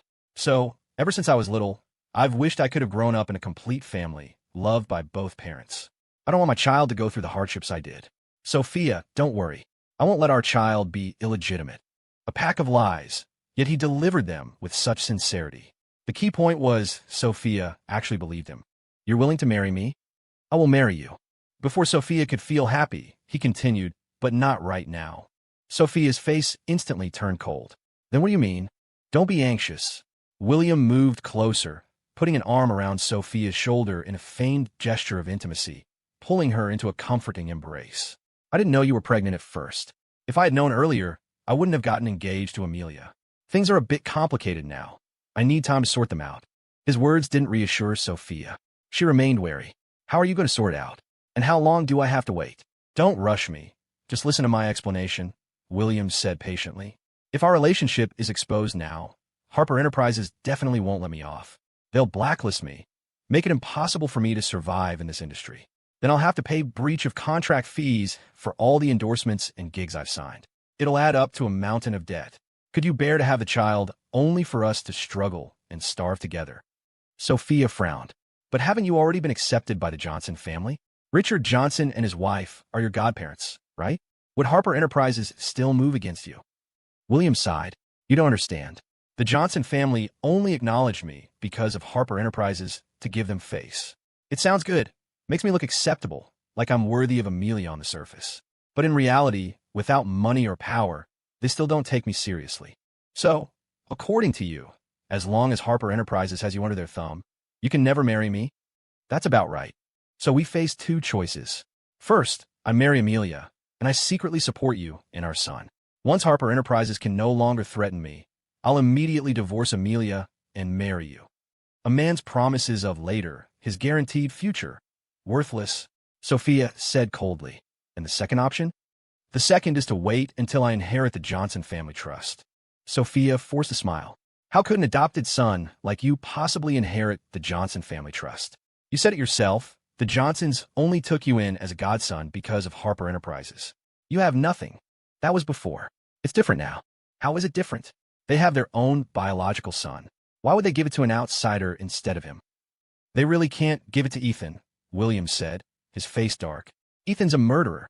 He killed his own sister. Margaret Johnson hates Ethan's guts. There's no way she'd leave the fortune to him. Sophia's eyes widened in disbelief. Something like that happened? Is that true? William replied. Of course it's true. Margaret Johnson told me herself. I even have a recording. Sophia hesitated. But even so, he's still their biological son. What if they have another child, or there's an illegitimate one somewhere? That's even less likely, William stated. Sophia was still wondering why it was impossible when William let out two short laughs. Richard Johnson. He's finished. He can't ever have children again. The Johnson family truly lurched from one crisis to another. Danger seemed to lurk everywhere. William looked at her earnestly. As long as I inherit the entire Johnson family fortune, even if Harper Enterprises comes after me, I'll have plenty left over after paying any company penalties. Enough for us to live comfortably for the rest of our lives. Sophia, for our son, for me, just endure a little longer. Think about it carefully. Why did you want to have this baby in the first place? Wasn't it to have a better life? To give him a complete family, free from worry about food and clothing, a head start from day one. You grew up poor. You understand better than anyone how hard it is. Life without money is too difficult. You have to start everything from the bottom, and people look down on you. I'll give you $1. $5 million right now. You can use it to do whatever you want. We can buy clothes for the baby first, a cradle, a bunny plush, baby supplies. For the rest, I remember you always wanted to open a cupcake bakery. How about I help you set it up? William was a master of adrenaline bonding, playing pitiful first, then resorting to guilt trips. Pregnant women were often the most soft-hearted. Sophia's expression softened, persuaded by William's words, one after another. She tried to see things from his perspective and found his reasoning sound. Besides, he remembered her dream of opening a bakery, which meant she was on his mind. Sophia remained silent. In just a few seconds of distraction, she let down all her defenses and chose to trust this man. Seeing Sophia's expression relax, William decisively took out his phone and transferred the money. The $1. $5 million stung, but without bleeding a little cash, persuading Sophia wouldn't be easy. After the transfer, William coaxed Sophia to sit down. One moment he was rubbing her belly, the next he was leaning in, trying to hear the baby's movements. He played the part of the doting father to perfection. You must be hungry. Let's eat first. What do you like? Does the mom-to-be have any dietary restrictions? Tell me. I'll be sure to remember. After we eat, we can walk around the neighborhood, see if there are any suitable spots to open that bakery. Sophia, increasingly pliant under his coaxing, had lost her earlier firmness. She answered whatever William asked. The baby's due soon. I won't have time to open a shop. You can hire a few clerks to manage it. You can just relax and be the proprietress. Sophia, thoroughly charmed and placated, had thrown all her caution to the wind. William drove Sophia home. Her place wasn't remote. It was a Brooklyn brownstone with a bus stop nearby and a farmer's market right at the entrance to the complex. Too many people, too many eyes, making it difficult for him to act. It was a typical rental, mostly housing young professionals drawn by the cheaper rent. William said with feigned concern, "Let me find you a new place. This environment is too poor, and it's not safe for you to live here alone. I'm worried. How about this? I'll rent a small house for you. Hire 2 dedicated housemaids to take care of you, handle your meals and daily needs. What do you think?" Held in William's embrace, Sophia completely missed the calculating look in his eyes. Immersed in his tender affection, she believed the man had genuinely had a change of heart and would give her a home. She nodded obediently. "Whatever you say." After dropping Sophia off, William went to the Johnson residence that evening. Richard Johnson was still at the Mayo Clinic. Only Margaret Johnson was in the villa, under 24-hour guard, forbidden contact with the outside world. Margaret Johnson was having daily meltdowns, smashing things, screaming abuse. Before William even entered the house, he heard crashing sounds from within. He steadied himself, controlled his emotions, and walked inside. The villa staff all addressed him as young Master William. William noticed that all the Johnson family servants had been replaced with men, even the former cook, Annie. Margaret Johnson must have ordered the change. The living room was a mess. Servants were cleaning up. William asked Mr. Stevens, "Where's my godmother? Is she all right?" "The madam is upstairs." Just as he finished speaking, a loud crash echoed from the upper floor, followed by Margaret Johnson's shriek from the spiral staircase. "Where's Ethan? When is he coming back? Why isn't he back yet? Is he like his father? Got someone outside, so he won't even come home anymore?" "Godmother." Hearing William call her, Margaret Johnson froze for 3 seconds, then rushed down the stairs, eyes bloodshot. She bent over, grabbing William's hand with surprising force, her furious red eyes fixed on him. "You're finally back. Didn't you say you'd bring Ethan back? Where is he?" "Where?" William put on a troubled expression. "Godmother, I seriously tried to persuade Ethan. He said he'd rather die out there than come home." "He's really not coming back? How could Ethan not come back?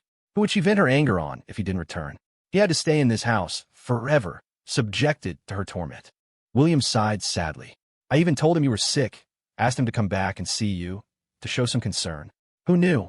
He actually cursed you, said something about wishing you and Uncle Johnson would die together. He even mentioned, 'You're deceased, Catherine.'" Margaret Johnson gasped. "What did he say?" "He said, 'Good riddance.' Said he couldn't stand you two for a long time, and he absolutely won't drop the lawsuit." William fabricated freely, trying to push Margaret Johnson's fury to its peak. People lose control when pushed to extreme anger. As expected, Margaret Johnson flew into a rage, screaming curses. "How dare he say that? He's a demon." Her grip tightened painfully on his hand. William endured the pain, adopting a comforting tone. "Yes, he's a demon. He doesn't deserve to be your son. He killed his own sister, and now he curses his own parents. Ethan is simply inhuman. For someone as inhuman as him, we should leak his crimes to TMZ, get him arrested and brought to justice. That way, Ethan can never come back," William thought with anticipation. Step by step, William coaxed her, using a gentle tone to persuade Margaret Johnson. Her condition looked terrifying, but she was just a madwoman, and a mentally unstable madwoman was the easiest to brainwash. "Yes, leak it to TMZ. I want everyone to condemn him. Serves him right for not coming home, for not listening to me." This wasn't just a path to survival. It was the road to victory. He would crush Ethan into the mud, step over his body, and climb to the very top. He would relish the honor, the money, the thrill that power brought. At first, he had only been jealous of Ethan, jealous of his good fortune, being born into the prestigious Johnson family, where everything came effortlessly. Ethan had it all, got everything he ever wanted. But now it wasn't just jealousy. It was hatred, the beatings, the poisoning. Ethan had humiliated him time and time again. Just thinking about it made William grind his teeth. He swore he would get his revenge, leave Ethan with nothing, make his life a living hell. He recorded a video of Margaret. To make it more convincing, he'd even put makeup on her to make her look haggard, not crazed at all. He had planned to stay and keep Margaret company that night, but unexpectedly, Benjamin Harper called, summoning him to Harper Enterprises. Left with no choice, William coaxed Margaret back to her bedroom to rest. Only after she had fallen asleep did he dare to leave by car. At Harper Enterprises, Benjamin Harper was in his study. William used to live here, so he knew the place well and didn't need anyone to show him the way. Seeing Benjamin Harper, William held his breath. This was the man he feared most. Benjamin Harper picked up his teacup. "Have you eaten?" "Yes, I have." Benjamin Harper asked him, "Why didn't you come back with Amelia?" William could clearly sense Benjamin Harper's displeasure. It made sense. After much persuasion, Benjamin had entrusted his daughter to him. They had just gotten engaged when they left together for the production crew's location filming, but only William had returned. Meanwhile, his daughter was still laid up in the Mayo Clinic due to a truffle allergy, without a single familiar face around. How could Benjamin Harper not suspect that William didn't truly care about Amelia? "Uncle Hayes, Amelia is still at the Mayo Clinic. I left the driver and her security detail with her. I only left after making sure she was all right. I rushed back because something urgent came up. What could possibly be more urgent than my daughter?" Benjamin Harper's voice was low, carrying an authority that commanded respect without overt anger. The imposing pressure almost made William lose his composure. He didn't dare try any tricks in front of Benjamin Harper and quickly said, "Uncle Hayes, please don't be angry yet. Let me show you a video." He took out his phone. The video he showed Benjamin Harper was the one he had recorded of Margaret half an hour earlier. A haggard Margaret faced the camera, accusing Ethan of killing his younger sister in childhood, claiming that because he had killed his sister, his parents had neglected him all these years. Seeing his face only reminded them of their dead daughter, filling them with resentment towards him. Benjamin Harper felt something was off, though he couldn't quite pinpoint what. After watching, he fell silent. He had heard rumors about the Johnson family's daughter who died young, knew it was said to be an accident, but he never imagined such a dark secret lay behind it. Simply because he was jealous that his sister received more parental affection, he harbored resentment and pushed her down the stairs. Could a child only a couple of years younger really be that jealous? If that were true, it would explain why Richard and Margaret Johnson treated Ethan so coldly.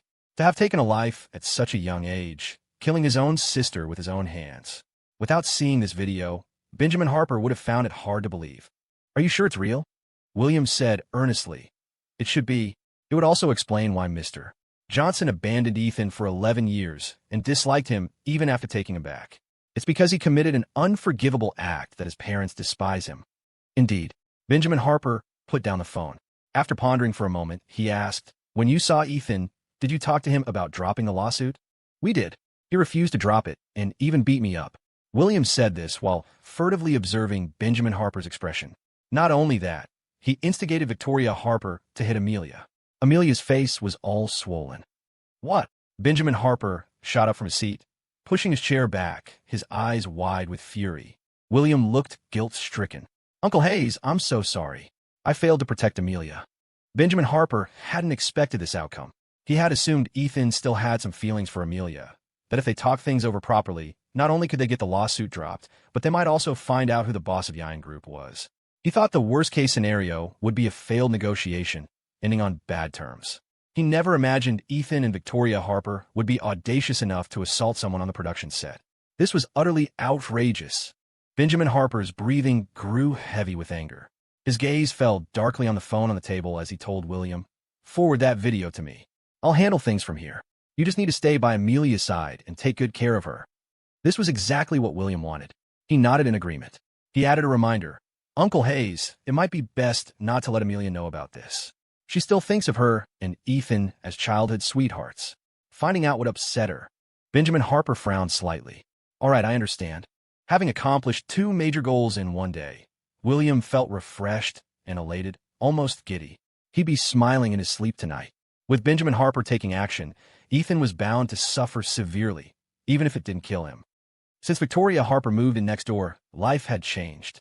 Even though they weren't officially together, it felt very much like they were cohabitating. Victoria Harper would knock on Ethan's door first thing in the morning to eat oatmeal with bacon bits at his place. After finishing, she'd linger, treating his home as if it were her own, wandering around and looking at everything. She wouldn't just stay for breakfast, but lunch too, and dinner was practically guaranteed. And she didn't just eat. She was picky, always ordering her favorite Cajun cuisine. After dinner, they'd go for a walk downstairs, and upon returning, she'd follow Ethan right back into his apartment. She'd kick off her shoes, plop down barefoot on his sofa, turn on the TV, and lounge lazily. When bored, she'd call Ethan over to watch with her. She even brought her work over to Ethan's place, handling it without any reservations around him. Once, when Ethan had finished making lunch and called her to eat, he walked closer and found her in the middle of a Zoom meeting. Ethan's home purchase contracts were casually left out on his desk, and Victoria Harper happened to come across them. "You bought property recently?" "Yes, bought some." "Some?" Victoria Harper was curious. "How much did you buy?" "I plan to speculate on the real estate market." "That $5 million I borrowed from you?" "I invested all of it." Victoria Harper raised an eyebrow. She understood instantly, needing no further explanation from Ethan. Ethan didn't hide anything, explaining the anticipated upward trend in the future real estate market to Victoria. Speculating in real estate was risky. Fortunes could be made overnight, but many also went bankrupt just as quickly. Hearing that Ethan had poured the entire $5 million into it, Victoria Harper showed no surprise. Instead, she asked, "Need more money? Want to add some more to the pot? Aren't you afraid I'll lose it all?" "If you lose it, you lose it. It's not like we can't afford it." Victoria Harper had reached her current position by making far wilder bets than this. Ethan's $5 million was small potatoes compared to her ventures. To make real money, you had to be bold, break the mold. Every industry has its moments of reshuffling. You need guts to succeed. The fact that Ethan dared to make such a move showed he had confidence and a solid basis for it. If you want to strike it rich, you have to seize the right opportunity. Ethan didn't just want to make money for himself. He wanted to use this chance to screw over Harper Enterprises. Harper Enterprises has channels for this sort of thing, too. Greed knows no bounds. Faced with a mountain of gold, he refused to believe Benjamin Harper wouldn't be tempted. Victoria instantly understood Ethan was setting a trap for Benjamin Harper. Flipping real estate could lead to explosive wealth, but it could just as easily lead to utter ruin. If Benjamin Harper really took the bait, even if he wasn't bankrupted, it would make his life difficult from then on. This wasn't just about losing face. It was about cutting flesh and breaking bone. Victoria hadn't been interested in property speculation before, but now her interest was piqued. So, as Ethan continued, Victoria listened intently. When the topic turned to the real estate industry, something occurred to Ethan. He'd overheard Victoria mention Westbrook District during her meeting earlier. In his past life, that Westbrook District land deal had been a massive failure, directly causing a corporation to collapse with a loss of $1.5 billion. Don't touch the land in Westbrook District, he warned. It's substandard, not worth the price. Victoria realized Ethan was full of surprises. How'd he seem to know everything, as if it was all under his control? I won't touch it. I sold it to Harper Enterprises at a premium. That's good. You have my support. Just then his phone rang. Ethan visibly froze for a second when he saw the caller ID, Benjamin Harper. Speak of the devil. He'd blocked so many people back then, but forgotten to block him. Victoria glanced down, saw the name, and raised an eyebrow, slightly. Ethan answered the call, his tone distant and cold. Mr. Harper, what is it? There was a moment of silence. Clearly, the person on the other end was taken aback too. Ethan, did Amelia mention dropping the lawsuit to you? He knew the call had a purpose. The tone gave away the ill intentions. She mentioned it. I refused. Not very old, but quite audacious, aren't you? Ethan, let me remind you, being too greedy can lead to misfortune.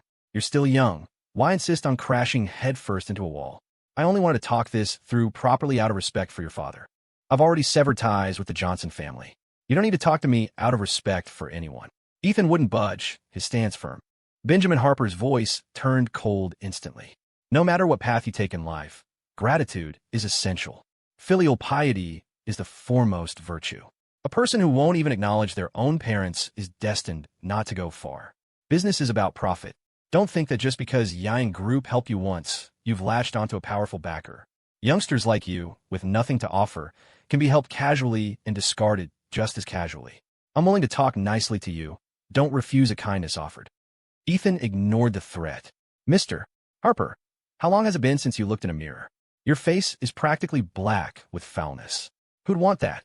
Ethan, Benjamin Harper was infuriated by his impudence and decided to play his trump card. Killed your own sister at 5 years old. If I were to leak this to TMZ, what do you think the outcome would be for you? Universal condemnation or facing legal consequences? Ethan, who had been feeling listless, suddenly perked up at this. He feigned compromise, asking, what do you want? First, drop the lawsuit. Admit you wronged my daughter first, and publicly apologize to Harper Enterprises. Second, introduce me to the boss of Yang Group. He helped you so much, I refuse to believe you don't know him. The way he twisted the truth was so blatant Ethan almost felt like applauding. Then leak it. I'll be waiting. With that, Ethan hung up. Meeting Victoria's worried gaze, his expression was relaxed. Don't worry, I'll be fine. I have evidence. They can't threaten me. Victoria naturally wasn't worried about something Ethan hadn't done. She was just thinking about his past, and her heart ached for him. What I'm curious about now, Ethan mused, is where Benjamin Harper heard this information. Victoria asked, could Richard Johnson have told him? He wouldn't dare. Ethan had already confronted Richard Johnson about it. Richard's guilty conscience wouldn't let him speak up. This could only have come from Margaret Johnson. But everyone in the villa had signed NDAs. Margaret, no matter how unstable, wouldn't call Benjamin Harper to tell him. That left only one person who could have spread it. Ethan immediately knew William. It seemed Margaret Johnson's madness had worsened recently. She was becoming increasingly confused about who had actually killed her daughter. If Benjamin Harper had just calmed down and thought about it, he'd realized that if this threat actually worked, Richard Johnson would have used it long ago. Why would he wait for Benjamin? Benjamin Harper said, I killed my own sister. Do you believe that? Ethan asked, a hint of apprehension in his voice. I don't believe it. Do you want to know about my past? If you want to tell me, I'll listen. If you don't, then don't. Victoria respected Ethan's decision. Honestly, she wasn't curious about his past. She only cared about the person he was now. No amount of gossip or rumors could diminish his place in her heart. Ethan still told Victoria. His expression was calm, as if recounting someone else's story. They said I killed my sister out of jealousy, that I threw her off the second-floor balcony. They hated me. They beat me, cursed me, wished I'd suffer a fate worse than death. She wanted me to pay with my life, but wouldn't let me die. She said a murderer like me didn't deserve to be loved. Victoria could almost see it. A young Ethan, lost and helpless, curled in a corner, trying desperately to make himself invisible, wanting to hide, only to be dragged out. Stripped naked and exposed to the sun, forced to endure hunger and cold. At 5, He was too young to understand why his parents suddenly stopped loving him. At 19, when he was brought back to the Johnson family, he wasn't met with warmth, but with a prison. No, something colder than any prison. He felt like a death row inmate pushed onto the execution platform, surrounded by firing squads. His life had been so filled with despair. Victoria's heart ached even more. She suddenly stood up and hugged Ethan tightly, holding him close, patting his back, ruffling his hair, trying through him to embrace the 5-year-old Ethan. Ethan's body went from stiff to slowly relaxing into the embrace. Listening to Victoria's heartbeat, his emotions felt steadier than ever before. Victoria's voice came from above him. "Ethan, if I had been there when the tragedy happened, I would have immediately hugged you like this, covered your eyes and ears, and quickly taken you away from that bloody scene. I would have made sure you lived well, loved you doubly. I would have erased all the things that scared you, let you grow up happy and healthy. Ethan, that's what someone who truly loves you would do. So they don't deserve to be your parents. They're the ones who deserve to die. They're the real murderers who killed your sister. Parents who truly cared for their child could never treat them like that." Victoria was smart. She quickly saw that something was wrong with the story. A 5-year-old child should have been supervised by an adult. When an accident happened, the primary responsible party would undoubtedly be the person watching the child, which was Margaret Johnson. Therefore, it wasn't the brother who killed his sister. It was the mother who killed her own daughter. Ethan gently removed Victoria Harper's hand and stepped out of her embrace. "You're right. That's why I let it go a long time ago." Victoria Harper's words were like a ray of light piercing the darkness. He couldn't help but wish he had met her sooner. "I didn't kill anyone in the first place. I've been carrying this blame for so many years, I've wanted to smash it to pieces." Now, he almost wished Benjamin Harper would leak it to TMZ. The bigger the scandal, the better. To reassure Victoria Harper, Ethan showed her the evidence he had gathered. Victoria Harper had already suspected the truth, but seeing the proof still disgusted her. "When do you plan on releasing the evidence?" With this information, Victoria Harper could finally relax. If Ethan hadn't had it, she had been prepared to use brute force against the Johnson and Harper alliance, even if it meant mutual destruction. Let them make their move first. The bigger the commotion, the better. Once this started, there would be no turning back. Ethan revealed his plan. He would deliver this grand gift on the day of Amelia Harper's wedding ceremony. The two families' alliance meant they rose and fell together. He didn't just want the Johnson family to suffer a setback. He wanted their complete bankruptcy.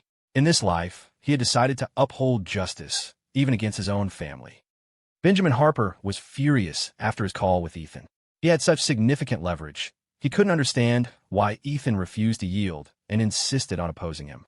Wasn't Ethan afraid of ruining his future? Benjamin Harper was vengeful. An eye for an eye was too lenient for him. He believed in returning tenfold. With someone like Ethan, you couldn't give him any breathing room. If he ever got back on his feet, the first thing he'd do was bite back. Benjamin Harper decided to go to the Mayo Clinic first to discuss things with Richard Johnson. His former in-law had been laid up in the Mayo Clinic for days, and he wasn't sure how Richard was doing. Thinking of their past relationship, he figured he should pay him a visit. Benjamin Harper went to the Mayo Clinic early the next morning. When he arrived, Richard Johnson was eating breakfast. Apparently displeased with the meal, he swept it off the table. The housemaid attending to him, clearly used to this, simply grabbed a mop and started cleaning. "What's wrong?" So angry first thing in the morning. Richard Johnson froze when he saw Benjamin Harper. "Benjamin Harper? What are you doing here?" "Came to see you. William Hayes mentioned you were injured. What happened? Why have you been hospitalized for so long?" Benjamin Harper took the fruit basket from his executive assistant and placed it on the cabinet. "Sigh, I've been meaning to visit, but there's been so much to handle lately. Speaking of which, it's all trouble caused by your son." How could Richard Johnson possibly admit he'd been castrated? It was far too humiliating. He'd been hospitalized for a week, and the area below still hurt. Using the restroom was torture every time. Just a minor injury. Nothing serious. A blatant lie.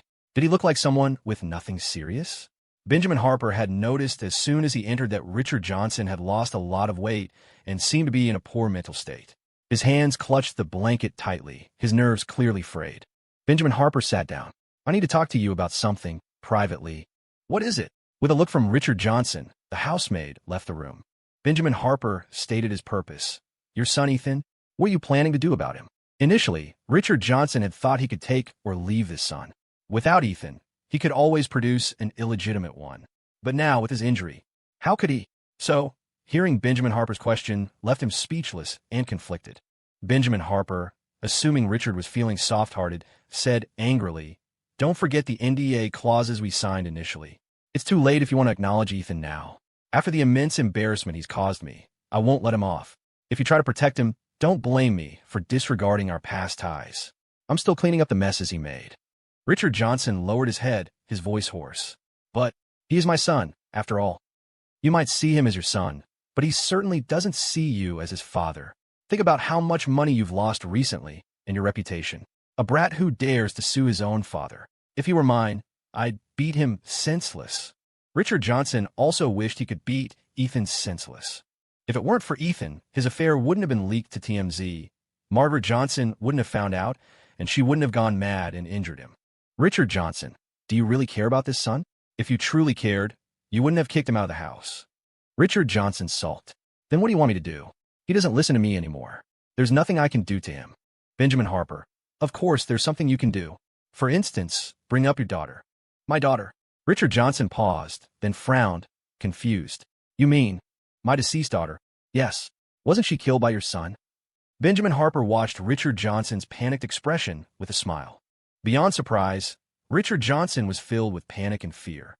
His pupils constricted, his throat tightened, and he couldn't speak for a long moment. His mind raced. How did Benjamin Harper know? Did one of the housemaids let it slip? Or did Benjamin Harper investigate himself? Although Richard Johnson had tried to keep it confidential, Margaret Johnson had frequent outbursts at home. It was possible some staff overheard, and word got back to Benjamin Harper. Richard Johnson's expression was stiff. Who told you? Your wife and William Hayes. She even asked William Hayes to leak it to TMZ. William Hayes, of all people. How could I have forgotten about him? Benjamin Harper continued with a smile. See, your wife knows how to handle things. When someone hurts her, she doesn't care if it's her own flesh and blood. She retaliates directly, without forgiveness. Ethan, he's like this because you two failed to raise him properly, failed to establish your authority. That's why he's not afraid of you, why he dares to do such outrageous things. If it were me, I'd break his legs so he couldn't run or escape. Once a person is scared, they become obedient. Benjamin Harper's face was harsh, his eyes filled with malice. Richard Johnson remained silent, and Benjamin Harper assumed he was hesitating out of sentimentality. He dared to sue his own father. What reason do you have to keep him around? Richard Johnson didn't dare tell him the truth, stammering, "It was so many years ago. Let it go. He wants to uphold justice against his family. So you should abandon any father-son sentiment. He's just one son, isn't he? I hear you play around quite a bit outside. How come you haven't produced an illegitimate son? Once you have many sons, one more or less doesn't matter." Every word from Benjamin Harper struck a nerve. Illegitimate son, illegitimate son. Where would I get another illegitimate son? I can't produce one anymore. Richard Johnson's face flushed red, furious but afraid to speak out. Old Richard Johnson, I didn't come here today to discuss this with you. Benjamin Harper stood up, patted Richard Johnson's shoulder, and said gravely, "I will not let Ethan go. I'm only informing you out of consideration for William Hayes, whose godfather you are. Think about the cooperation between our families, the interests involved. Weigh your options carefully." The meeting ended on bad terms. Benjamin Harper told him to think it over carefully, but then immediately exposed everything, giving him no chance to consider the consequences. When Richard Johnson saw the video that night, his eyes burned red. He could barely tell if the throbbing was worse in his head or below his waist. In the video, a tearful Margaret Johnson accused her husband of infidelity and her son of killing her daughter. She lamented how agonizing her life had been, how difficult things were. In a word, a living hell. Richard Johnson, beside himself with rage, swept the fruit basket and thermos from the cabinet, smashing them onto the floor with a tremendous crash. If her life was a living hell, then what the hell was his? All these years, he had catered to her every whim, buying whatever she desired. He'd hired 5 or 6 maids to wait on her hand and foot. The food at home was always cooked exactly to her liking. Her clothes, her possessions, all chosen based on her preferences, price no object. How could she claim life was hard? She was the one truly at fault, yet she acted as if the whole world had done her wrong. The mere thought of Margaret Johnson's face made him sick. That bitch. Richard Johnson cursed aloud. Richard Johnson now truly understood the feeling of suffering in silence. The incident caused an uproar online. William Hayes had skillfully filmed Margaret Johnson to look utterly pitiful, like the tragic mother figure in a melodrama. enough to make viewers weep and break their hearts.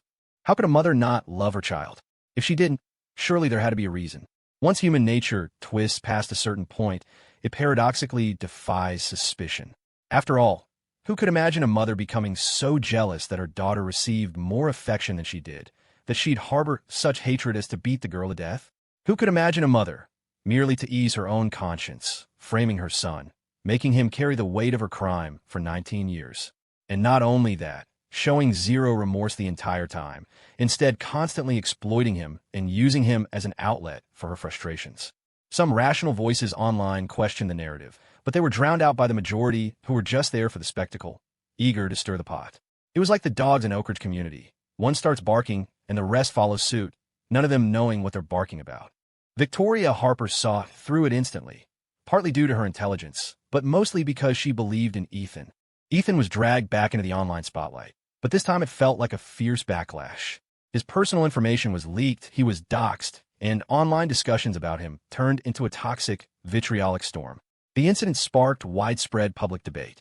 Hostile netizens labeled him a hidden murderer, constantly tagging police accounts and demanding his arrest and prosecution. Benjamin Harper assumed Ethan would be scared, that he'd compromise, that he'd come begging for forgiveness. But Ethan did none of those things. Ethan acted completely unfazed.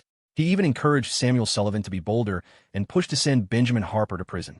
If Benjamin didn't fancy prison and preferred to settle things privately, well, that was an option. For $100 million. Ethan's outrageous demand infuriated Benjamin Harper. He slammed an ashtray down in front of Samuel Sullivan. The audacity, he snarled.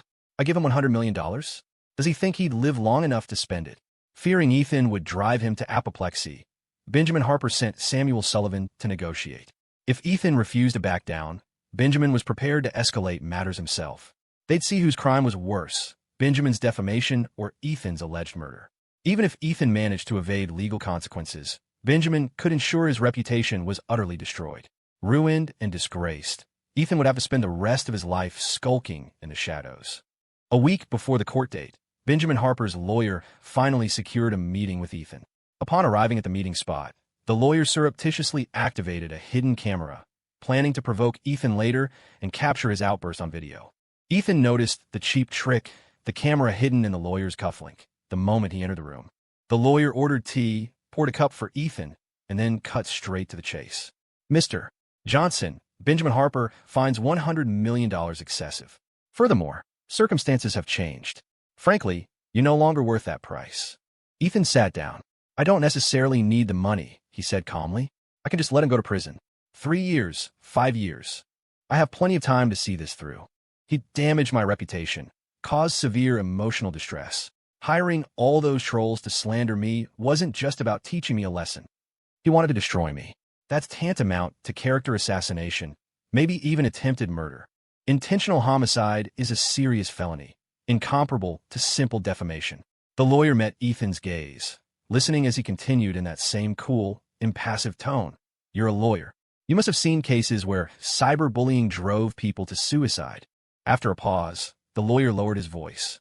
But don't forget your own situation, Mr. Johnson. Benjamin Harper is prepared to help you resolve your current predicament. If you drop the lawsuit and let this go, surely you don't want to live the rest of your life under this cloud of suspicion, constantly being judged. Ethan leaned back, resting one hand on the table's edge. He looked up, a knowing glint in his eyes. Oh, and if I refuse to drop the suit? What's your plan then? Haven't you seen that video making the rounds online? Your mother, Margaret Johnson, accusing you of killing your sister at age 5? She's preparing to file charges, have you arrested. Now, if you drop this lawsuit, the lawyer leaned in conspiratorially, we can make that video. And your mother's testimony. Go away. We can even play mediator, help your family reconcile. You'll still be the heir to the Johnson fortune. Once you inherit, what's a mere $100 million? You need to broaden your horizons, Mr. Johnson. Don't sweat the small stuff. The lawyer was determined to persuade Ethan. From his perspective, the offer was entirely advantageous. Only an idiot would refuse. Why was Ethan so intent on pushing things to a point of mutual destruction? But Ethan wasn't buying it. Once he set his mind on something, he was incredibly stubborn, an immovable force. He was determined to sue Benjamin Harper, and he intended to pursue it relentlessly, with everything he had. Let's keep things separate, Ethan stated flatly. My lawsuit against Benjamin Harper is one thing. Whatever case he or my mother wants to bring is another. My reputation is already shot to hell. What difference does a little more tarnish make? As for this business about me killing someone at age 5, sorry, I was too young. I don't remember a thing. If you genuinely believe I'm guilty, then present your evidence and file charges. Don't imagine you can destroy me with baseless accusations in some online video. The lawyer slammed his hand on the table, trying to intimidate Ethan. That's your mother we're talking about. What mother would make up such a horrendous lie about her own son? I can't speak for other mothers, Ethan replied smoothly. But Margaret Johnson? She has Munchausen syndrome. Ethan smiled, pulling out a copy of Margaret Johnson's medical record. She picks up her prescription from the Mayo Clinic every single week. Hasn't stopped for years. The lawyer stared at the document, utterly dumbfounded. Ethan abruptly stood, pinning the lawyer's hand to the table. He deftly removed the camera from the cufflink and crushed it before the lawyer's panicked eyes. The principle remains the same, Ethan said coldly. He who asserts must prove. Don't think being a parent grants the right to falsely accuse someone. And spreading this fabricated story about me killing someone at age 5 without a shred of evidence? That's compounding the defamation. Go back and tell Benjamin Harper. Ethan's voice dropped. The price just went up. Ethan was certain Benjamin Harper had released the video. He wondered what tactics Harper had used to coerce Margaret Johnson into recording it. And did Richard Johnson know? Filing charges to arrest him. Had Benjamin Harper even consulted Richard Johnson? And even if he had, would Richard have dared to agree? Ethan decided not to lay all his cards on the table just yet. He planned to use Benjamin Harper's own machinations to escalate the situation further, letting it blow up even bigger. After Ethan left, the lawyer called Benjamin Harper to relay Ethan's message. Worried Benjamin might not hear clearly, he even sent him the video recording. The bottom line was, Ethan wasn't withdrawing the lawsuit. He still intended to pursue legal action and demanded $100 million in private compensation from Benjamin Harper. If Benjamin refused to pay, he could wait to go to jail. Ethan had evidence that Benjamin hired trolls to spread rumors and cyberbully him, whereas Benjamin had no proof Ethan killed anyone at age 5. Benjamin had already spent a hefty $5 million hiring those trolls. Spreading rumors on that scale, known across the entire internet, constituted a criminal case. It wasn't a minor offense, and Ethan was clearly determined to blow it up. If unsatisfied with the first trial's verdict, he would immediately appeal for a second, intent on dragging Benjamin through the mud. Mr. Harper, Ethan doesn't care about his reputation at all, the lawyer explained earnestly. Regarding the matter of him killing his sister, even if there were proof he did it at 5, a case couldn't be filed. A 5-year-old child's mind isn't fully developed. They aren't held criminally responsible for illegal actions. At the scene of the incident, the primary person accountable would be his legal guardian. Of course, Benjamin knew a case couldn't be filed. His initial plan was just to intimidate Ethan, make him pliable, force him to yield. Since Ethan couldn't be held criminally liable, Benjamin decided to ruin his reputation instead, letting him fester and rot under the netizens' attacks. Ideally, Ethan would commit suicide due to the unbearable cyberbullying. That was what Benjamin truly wanted to see. The lawyer added a well-intentioned reminder. Mr. Harper, have you settled your company's back taxes recently?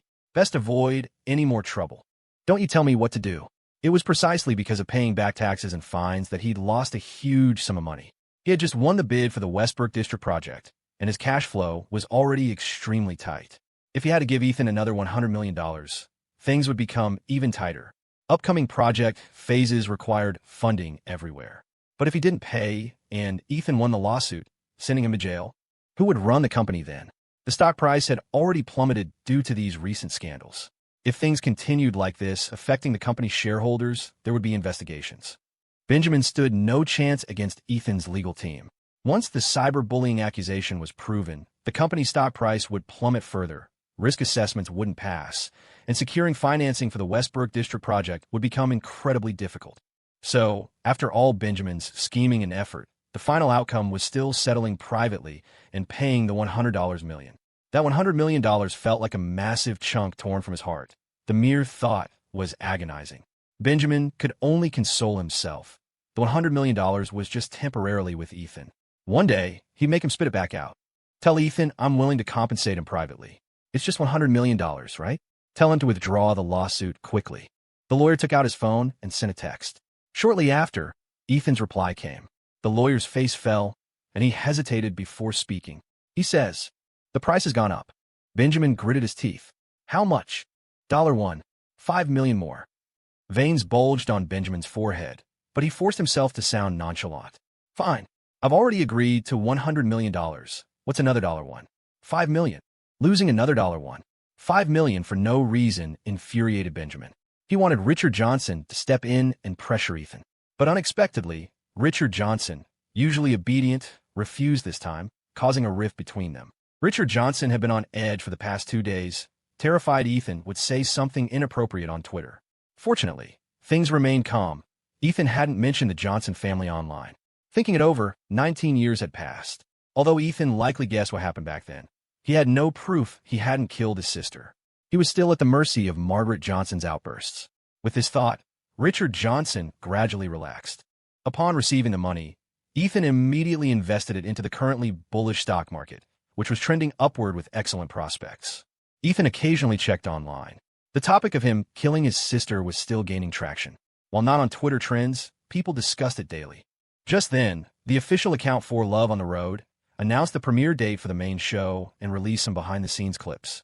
One included Amelia Harper bad-mouthing Victoria Harper in the observation lounge.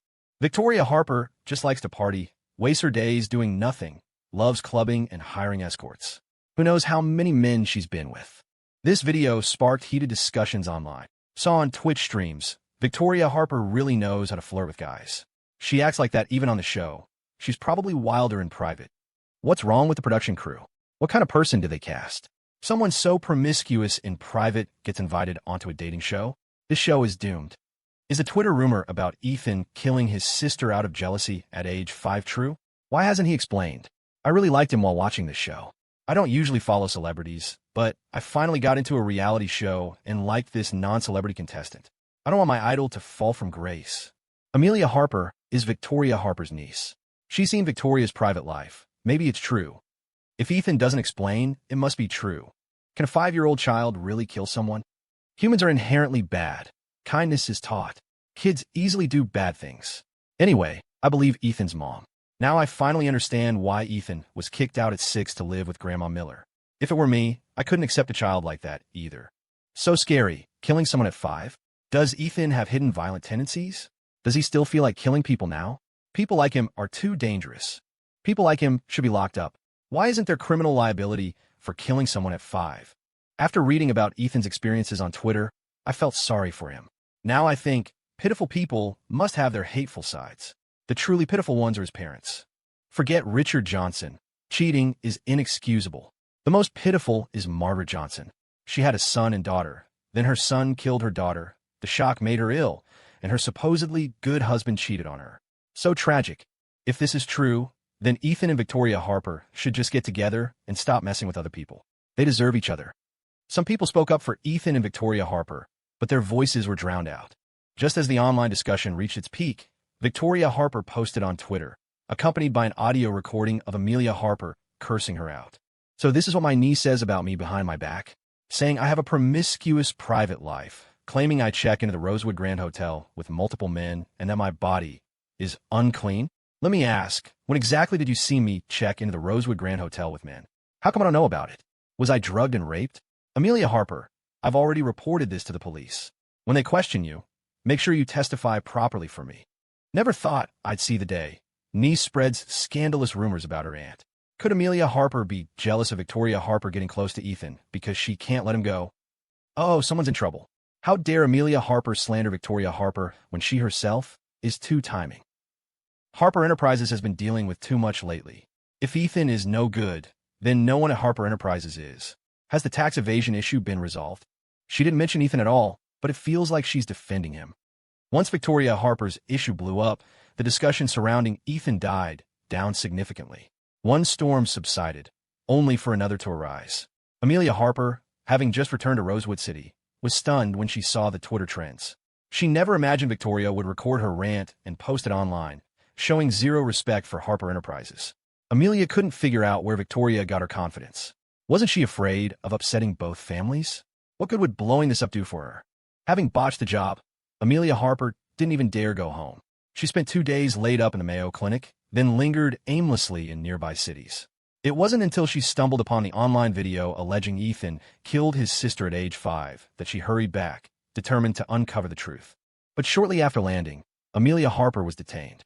She was completely bewildered as the police led her away, only realizing Victoria Harper had reported her when she was put into the police car.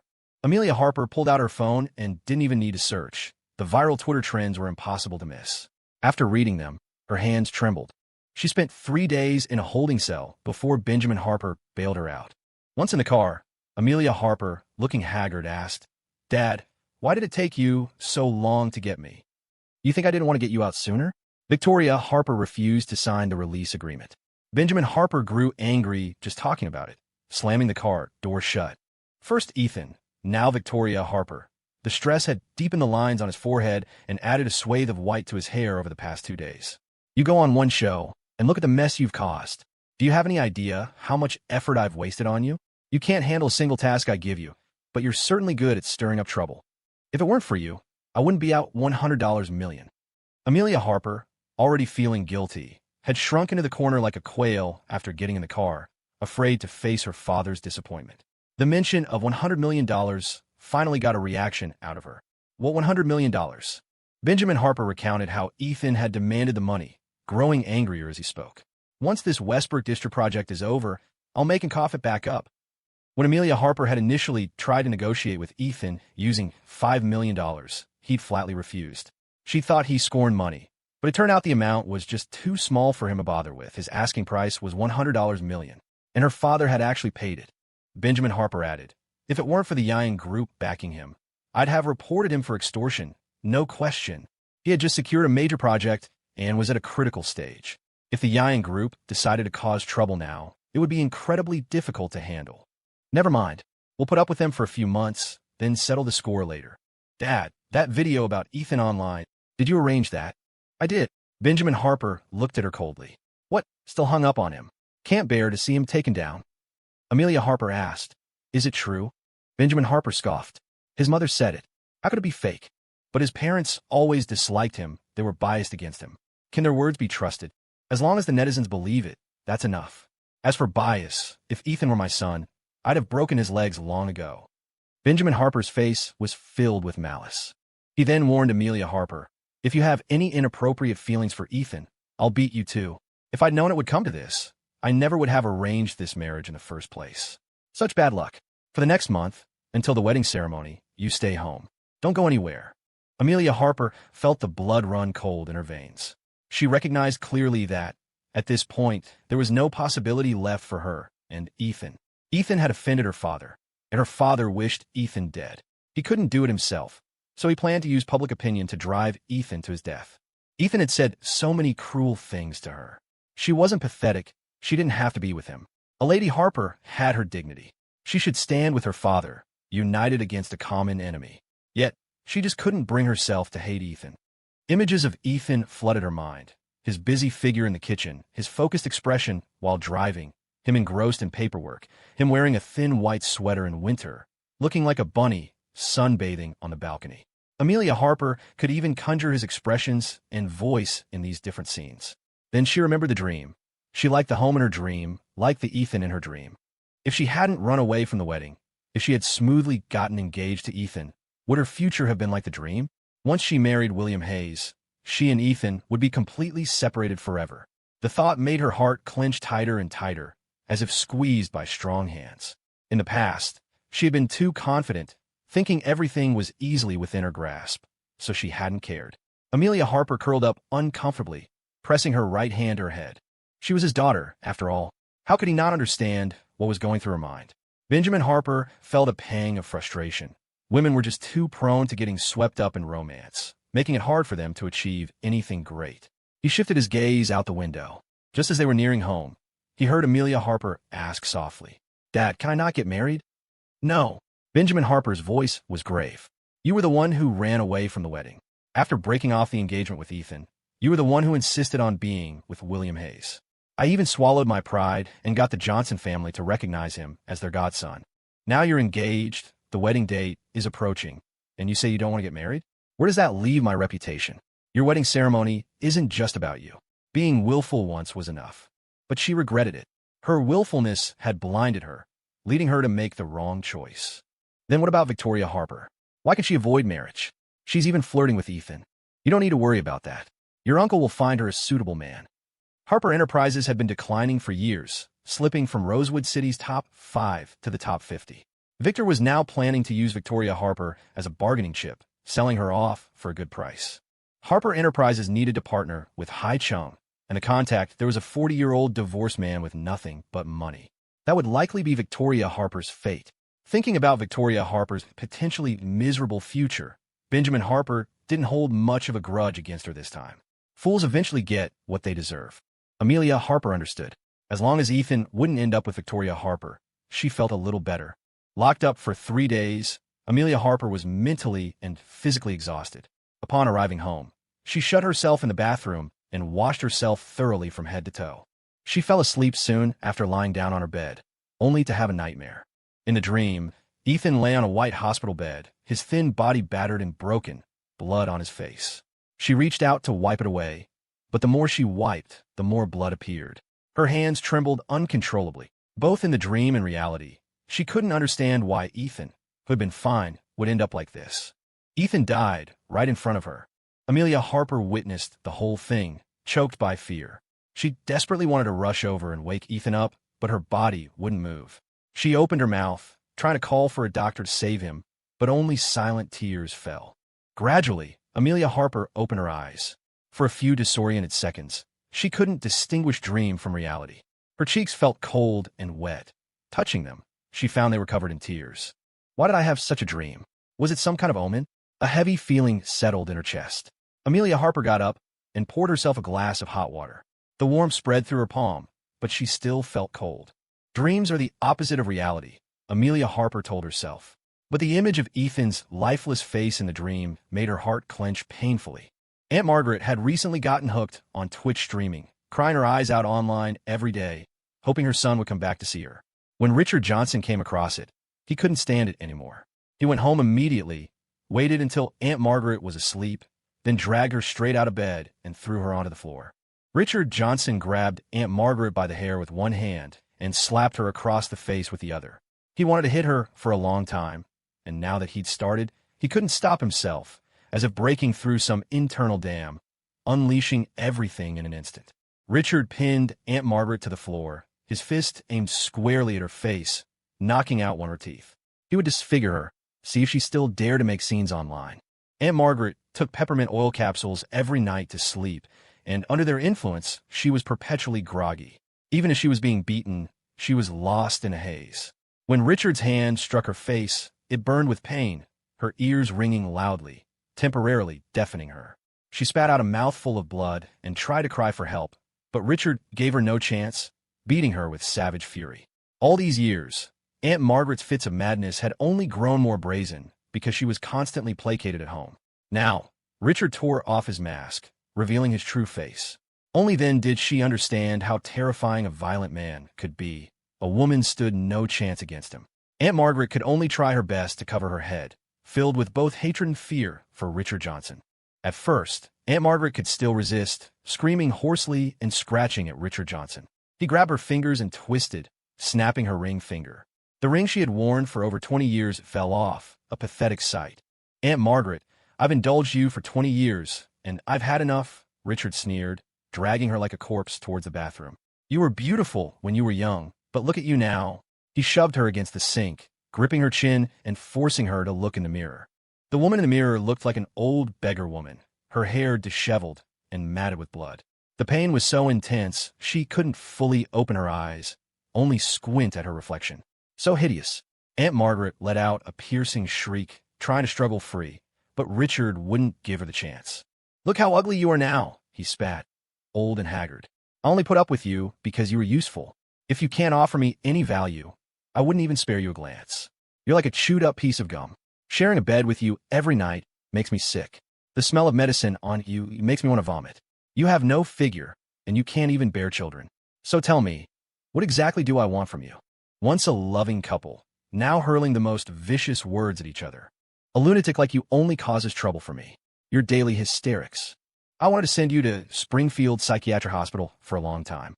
I even wished you'd die in Springfield Psychiatric Hospital. What's the point of someone like you, who only causes problems, even being alive? With that, Richard let go. Aunt Margaret collapsed limply onto the floor like a rag doll. She looked up at the man's cruel, dark expression, as if seeing him for the first time.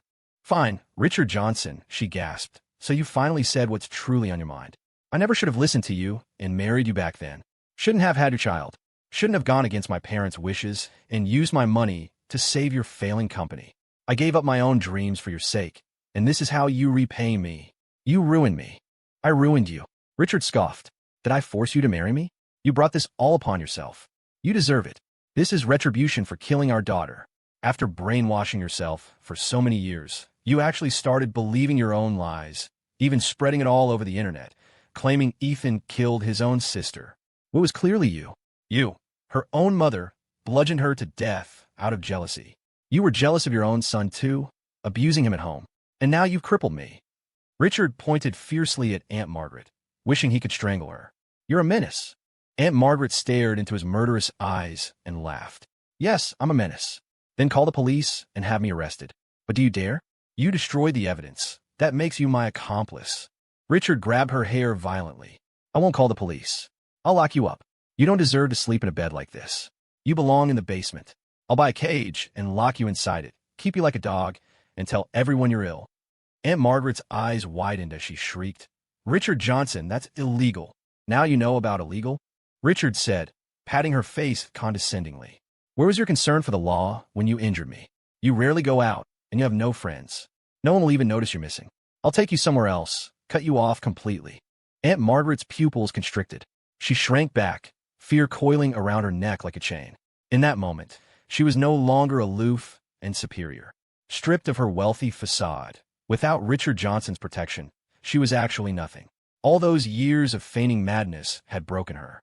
She was like a dodder vine clinging to a tree. If the tree died, it wouldn't survive long either. Realizing the danger of her situation, Aunt Margaret began to beg for mercy. I don't want to be locked up. Richard, I was wrong. I shouldn't have disobeyed you. Shouldn't have hurt you. So now you know how to obey? Aunt Margaret nodded hastily. I'll listen to you. I'll be good. She didn't dare talk back anymore. But it was too late. Richard had no intention of letting her go, though he didn't act immediately. Instead, he got a chain and fastened it around her neck, confining her to the house. Her range of movement extended only as far as the toilet. She couldn't open the door or call for help. He didn't get her a doctor, just threw her a bottle of peppermint oil capsules and told her to disinfect her wound herself. If she didn't, she could wait for them to get infected. Dealing with someone like Aunt Margaret required a heavy hand. She only responded to harshness, not kindness. Give her an inch, and she'd think she was really something. Richard still had to work during the day. He installed a Twitch livestream camera in the bedroom. If he saw Aunt Margaret trying to signal for help, he would come home and whip her with a belt. When he didn't want to hear her crying, he'd force-feed her peppermint oil capsules, increasing the dose from her usual 2 capsules to 4. Aunt Margaret started sleeping longer and longer and was lethargic when awake. The woman who used to scream madly every night was now quiet, obedient. This was how you dealt with a madwoman. He should have done it long ago. If he had done this sooner, he thought bitterly, he would still have both his children now. His daughter would be alive, and his son wouldn't have become estranged. William had been the one to teach Aunt Margaret how to stream. He'd even paid to drive traffic to her channel. The stream had been effective. Ethan had once again become the target of online hate, labeled a simp and despised by everyone. But then, after 2 days of silence from her stream, Aunt Margaret couldn't be reached. She wasn't answering her phone. After hesitating for 2 days, William decided to go to the Johnson residence to find Aunt Margaret. However, Mr. Stevens wouldn't let him in. I'm here to see my godmother, William explained. I've tried calling her recently, but she hasn't picked up. I'm worried about her. Mr. Stevens remained stone-faced. Ms. Johnson gave instructions. You are not allowed inside. Richard Johnson gave orders not to let him in. William's heart skipped a beat, an awkward smile spreading across his face. I just wanted to check on my godmother. Wasn't she streaming on Twitch before? I haven't heard from her recently. Her phone goes straight to voicemail, and she's not responding to DMs. I'm a little worried. Could you pass on a message for me? The madam has been unwell these past couple of days and isn't receiving visitors. Unwell? William asked immediately. Is it serious? It's her chronic arthritis acting up again. When it flares up, she gets confused and forgetful. Mr. Johnson is just worried something might happen, so he insisted she rest at home. William glanced at the villa behind Mr. Stevens, then subtly scrutinized Mr. Stevens' expression. He couldn't pinpoint anything specific, but an unsettling feeling lingered. Since he wasn't allowed in and couldn't force his way, William stood there awkwardly for a moment before walking away crestfallen.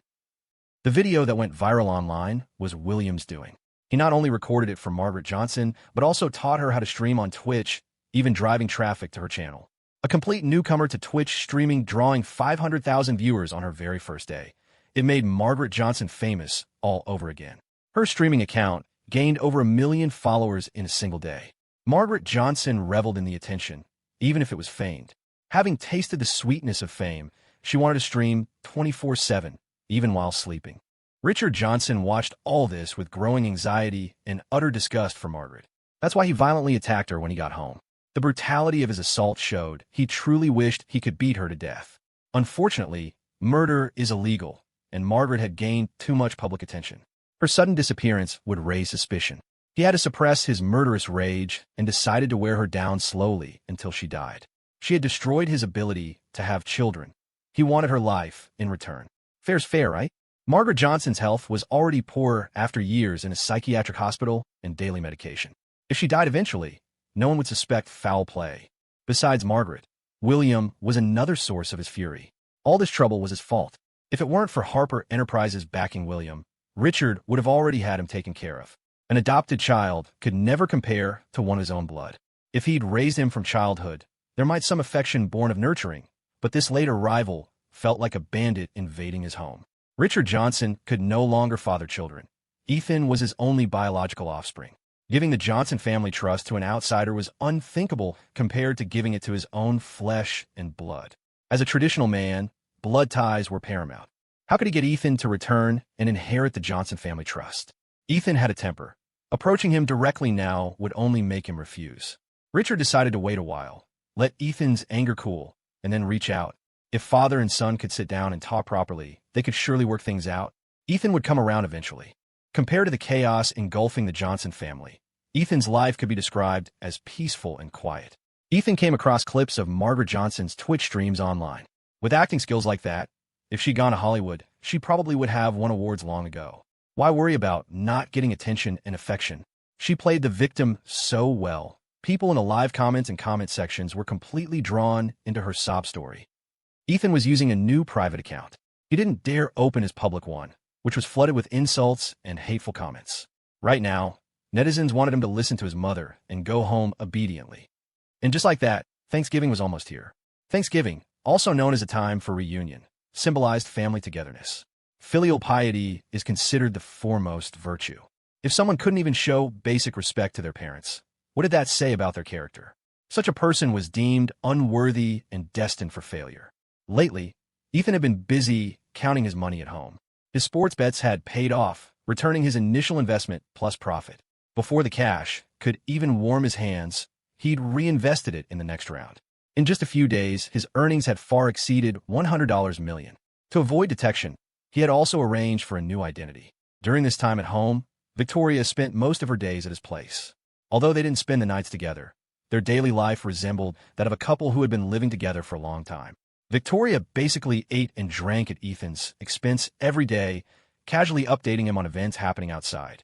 For instance, Richard Johnson was discharged from the hospital and back home. He'd been hospitalized because Margaret Johnson had incapacitated him below the waist. Ethan was slightly surprised when Victoria told him about this. In his past life, Margaret had stabbed Richard. This time, she'd been even more ruthless. Richard Johnson was an extremely vengeful person. No wonder he hadn't seen any new streams from Margaret Johnson lately. Thanksgiving is the day after tomorrow. Any plans? Victoria asked. Ethan countered, what do you want to do? A lot of people go out for Thanksgiving. They had both been trending on Twitter recently, and the buzz hadn't died down. They were getting more discussion than some internet celebrities. They'd likely be recognized the moment they stepped outside, ruining any chance of relaxing. If they were to go out, it would have to be somewhere secluded. Just as Victoria was pondering this, her phone pinged. She took it out and saw a text message from Grace Parker. Victoria put her phone down. Grace Parker couldn't reach you, so she contacted me. She wants to know if you can go with her to see her mother the day after tomorrow.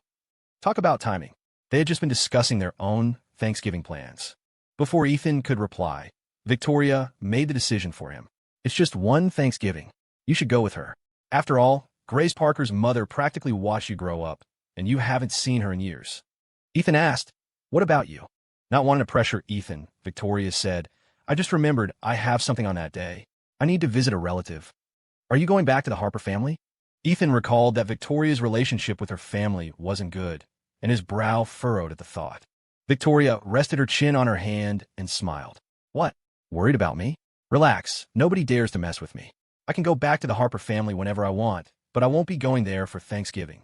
I'm not lying, I really am meeting someone important. When there's time, I'll take you with me. We'll go out during the day and come back at night. We can watch the moon together." Since she put it that way, Ethan felt reassured. "Let's make pecan pie together tomorrow," Victoria suggested impulsively. "Do you know how? There are so many different kinds of pecan pie available these days." Ethan had a sweet tooth, but he wasn't particularly fond of pecan pie. He usually just had a taste every Thanksgiving, eating it more for the festive spirit than the flavor. Ethan mentally pictured a recipe. "I don't know how, but it probably isn't too hard. If you want to eat one made by me, I'll buy the ingredients. Then I want pecan pie. A lot of people don't really like pecan pie nowadays. It's the pie I eat most often every year. My mom used to make it when I was very little. I can't quite remember the exact taste, just that it was delicious. So every Thanksgiving, I buy pecan pie, hoping to find that flavor again, the one my mom made." This was the first time Victoria had mentioned her mother in front of Ethan. "Why don't you call Grace Parker back first? After that, we can go online and buy the ingredients for the pecan pie." Okay. Ethan had watched tutorials for ages before daring to try. This was his first attempt at perfecting his craft, aiming to create the ultimate pecan pie. He carefully selected the nuts Victoria Harper loved, mindful not to add too many, which could spoil the texture. He ended up making several variations, eating so much pie the day before Thanksgiving that he was already full. Homemade pies, when made with good ingredients and adjusted to the perfect sweetness, always tasted better than store-bought ones.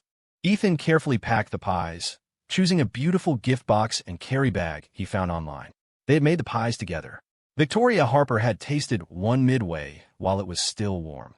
The rich aroma of the toasted nuts spread with her saliva. It was fragrant, the best pecan pie she had ever tasted. On Thanksgiving morning, Ethan woke early, got dressed, and picked up the gift. Remembering Victoria Harper had mentioned being stuffed from eating pie yesterday, he worried she might feel unwell today. He specially made some congee. Victoria Harper had a key to his place, but she was probably still asleep at this hour. Not wanting to disturb her, Ethan sent her a text instead, telling her he was heading out, reminding her to eat breakfast when she woke up, and mentioning the congee he'd made for her. Not long after he sent the text, he heard movement from next door. Ethan and Victoria Harper opened their doors almost simultaneously. Seeing each other, both froze for a moment before Victoria Harper broke into laughter. She was wearing a shimmering blue silk slip nightgown that accentuated her snowy skin. Clearly just out of bed, her hair was messy, but her makeup-free face was rosy and glowing. No wonder people online called her a natural beauty. Victoria Harper adjusted the shawl draped over her shoulders. "Are you heading out?" "Yeah, I'm meeting my aunt for breakfast." "Is it far? Will you be okay leaving without eating?" "Not far, about a 40-minute drive." Ethan answered whatever Victoria Harper asked without hesitation, holding nothing back. "Wait a second, don't go yet." Victoria Harper ducked back inside and quickly returned with a bag. She pulled out a packet of chocolate and a box of gum, stuffing them into his hands. "I'm worried about your blood sugar." Ethan looked at the blueberry-flavored gum in his hand, then at Victoria Harper's attire. Strangely, it seemed to fit her perfectly, reminding him irresistibly of her. "Thanks." Victoria Harper asked again, "Will you be back tonight?" "Where else would I sleep? I promised you I'd be back tonight to watch the moon with you." Finally satisfied, Victoria Harper reached up to straighten his clothes, then urged him, "Go on, hurry. The traffic will be bad if you're late." Ethan glanced at the door behind him. "I'll leave the door unlocked. Go over and have breakfast. I made some nourishing porridge." "Okay. Eat lunch on time, too. If you don't want takeout, there's wonton soup I made in the fridge." Victoria Harper had a bad habit of forgetting meals once she got absorbed in work. Irregular eating habits, skipping meals, could easily strain the stomach. He knew how unpleasant stomach problems felt and didn't want to see her get sick. Ethan only became this fussy when he truly liked someone. Victoria Harper didn't find it annoying at all. Instead, she found his voice pleasant. This side of Ethan was very attractive, making her want to keep him by her side forever. Victoria Harper said, Did you forget? I'm going out today, too. Then will you be back tonight? The same question, but this time it was Ethan asking. Victoria Harper stared straight into his eyes. What if I don't come back? Feeling as if the ground had dropped out from under him, Ethan suppressed the turmoil inside. Then I'll come find you. I'll be back, she reassured him, and I'll be back before you. I'll wait for you at home. Victoria Harper gently squeezed Ethan's athletic build, coaxing him while pushing him towards the elevator. Hurry up and go. She watched Ethan enter the elevator, only returning to her apartment after the doors closed. After finishing the breakfast Ethan had prepared, Victoria Harper changed into a red dress, applied exquisite makeup, and put on expensive jewelry. Amidst her glamorous attire, only the ruby pendant around her neck was relatively inexpensive. She smiled with satisfaction in the mirror, then left her apartment, carrying the pies Ethan had made for her. The temperature had started to drop on Thanksgiving, and the morning air carried a chill. Victoria Harper drove, the roads becoming increasingly remote, the people fewer, until finally there was almost no one else around. She arrived at her destination, Greenwood Memorial Park, filled with rows of ginkgo trees. The person Victoria Harper was meeting today was her deceased mother. Grass covered the raised grave mound, and the headstone was coated with moss and dirt. Victoria Harper reached out, pulling the weeds and scrubbing the gravestone clean, her fingertips tracing the name etched upon it. Victoria Harper. It was her mother's name. Her mother had committed suicide when Victoria Harper was not yet 4 years old. In the blink of an eye, 22 years had passed. Though the grave was cleaned every year, the marks of time couldn't be prevented. Even the photograph on the headstone had faded. Despite the fading, her mother's beauty was still evident. Victoria Harper knelt, laying out the pecan pies Ethan had made. She lit incense sticks and poured a glass of sparkling wine. Mom, it's Thanksgiving again. I'll come to see you. Do I look pretty today? I grew up healthy, just like you wished. I've been many places, met many people, tasted food from all over. I even met someone I really like. Look, this is the necklace he gave me. Isn't it beautiful? He spent my birthday with me this year. Your daughter wasn't alone. Wisps of smoke curled upwards, the scent of incense filling the air. Victoria Harper found a spot to sit, leaning against the cold tombstone as if leaning on her mother's shoulder. They say a child's memory before 4 is hazy, which is why her mother chose to die when Victoria Harper was 4. Victoria Harper died on a snowy day. Victoria Harper would never forget. It was Christmas Eve. Her mother had dressed her in a beautiful red dress and even made her an apple crumble. Outside, the wind blew snow against the window panes. Victoria Harper loved to press her face against the glass and draw. Someone was setting off fireworks. After midnight, it would be Christmas. She'd heard that Santa Claus would come down the chimney after midnight to bring gifts to all the good children. Their house didn't have a chimney, so Victoria Harper pushed open her bedroom window. Worried she might miss Santa's gift, she set an alarm for 1 a.m. When the alarm rang, she opened her eyes and started looking for Santa Claus. Then, she found her mother in the powder room outside her bedroom. Her mother lay in the bathtub, submerged in red water, sleeping peacefully. 4-year-old Victoria Harper tried to lift her mother out of the tub, but she was too small. Not only could she not move her, but she slipped and fell, crying loudly from the pain, wanting her mother to get out, hold her, and comfort her. But her mother remained silent and still. The water in the tub was already cold. Touching the water, she said to her mother, "Mommy, the water is so cold. Please come out, okay? You'll catch a cold." At that time, she didn't know what death was. She thought her mother had simply fallen asleep while bathing. She believed that when her mother woke up, she would hold her, soothe her to sleep, bake sweet cakes for her, braid her hair, and dress her in pretty clothes.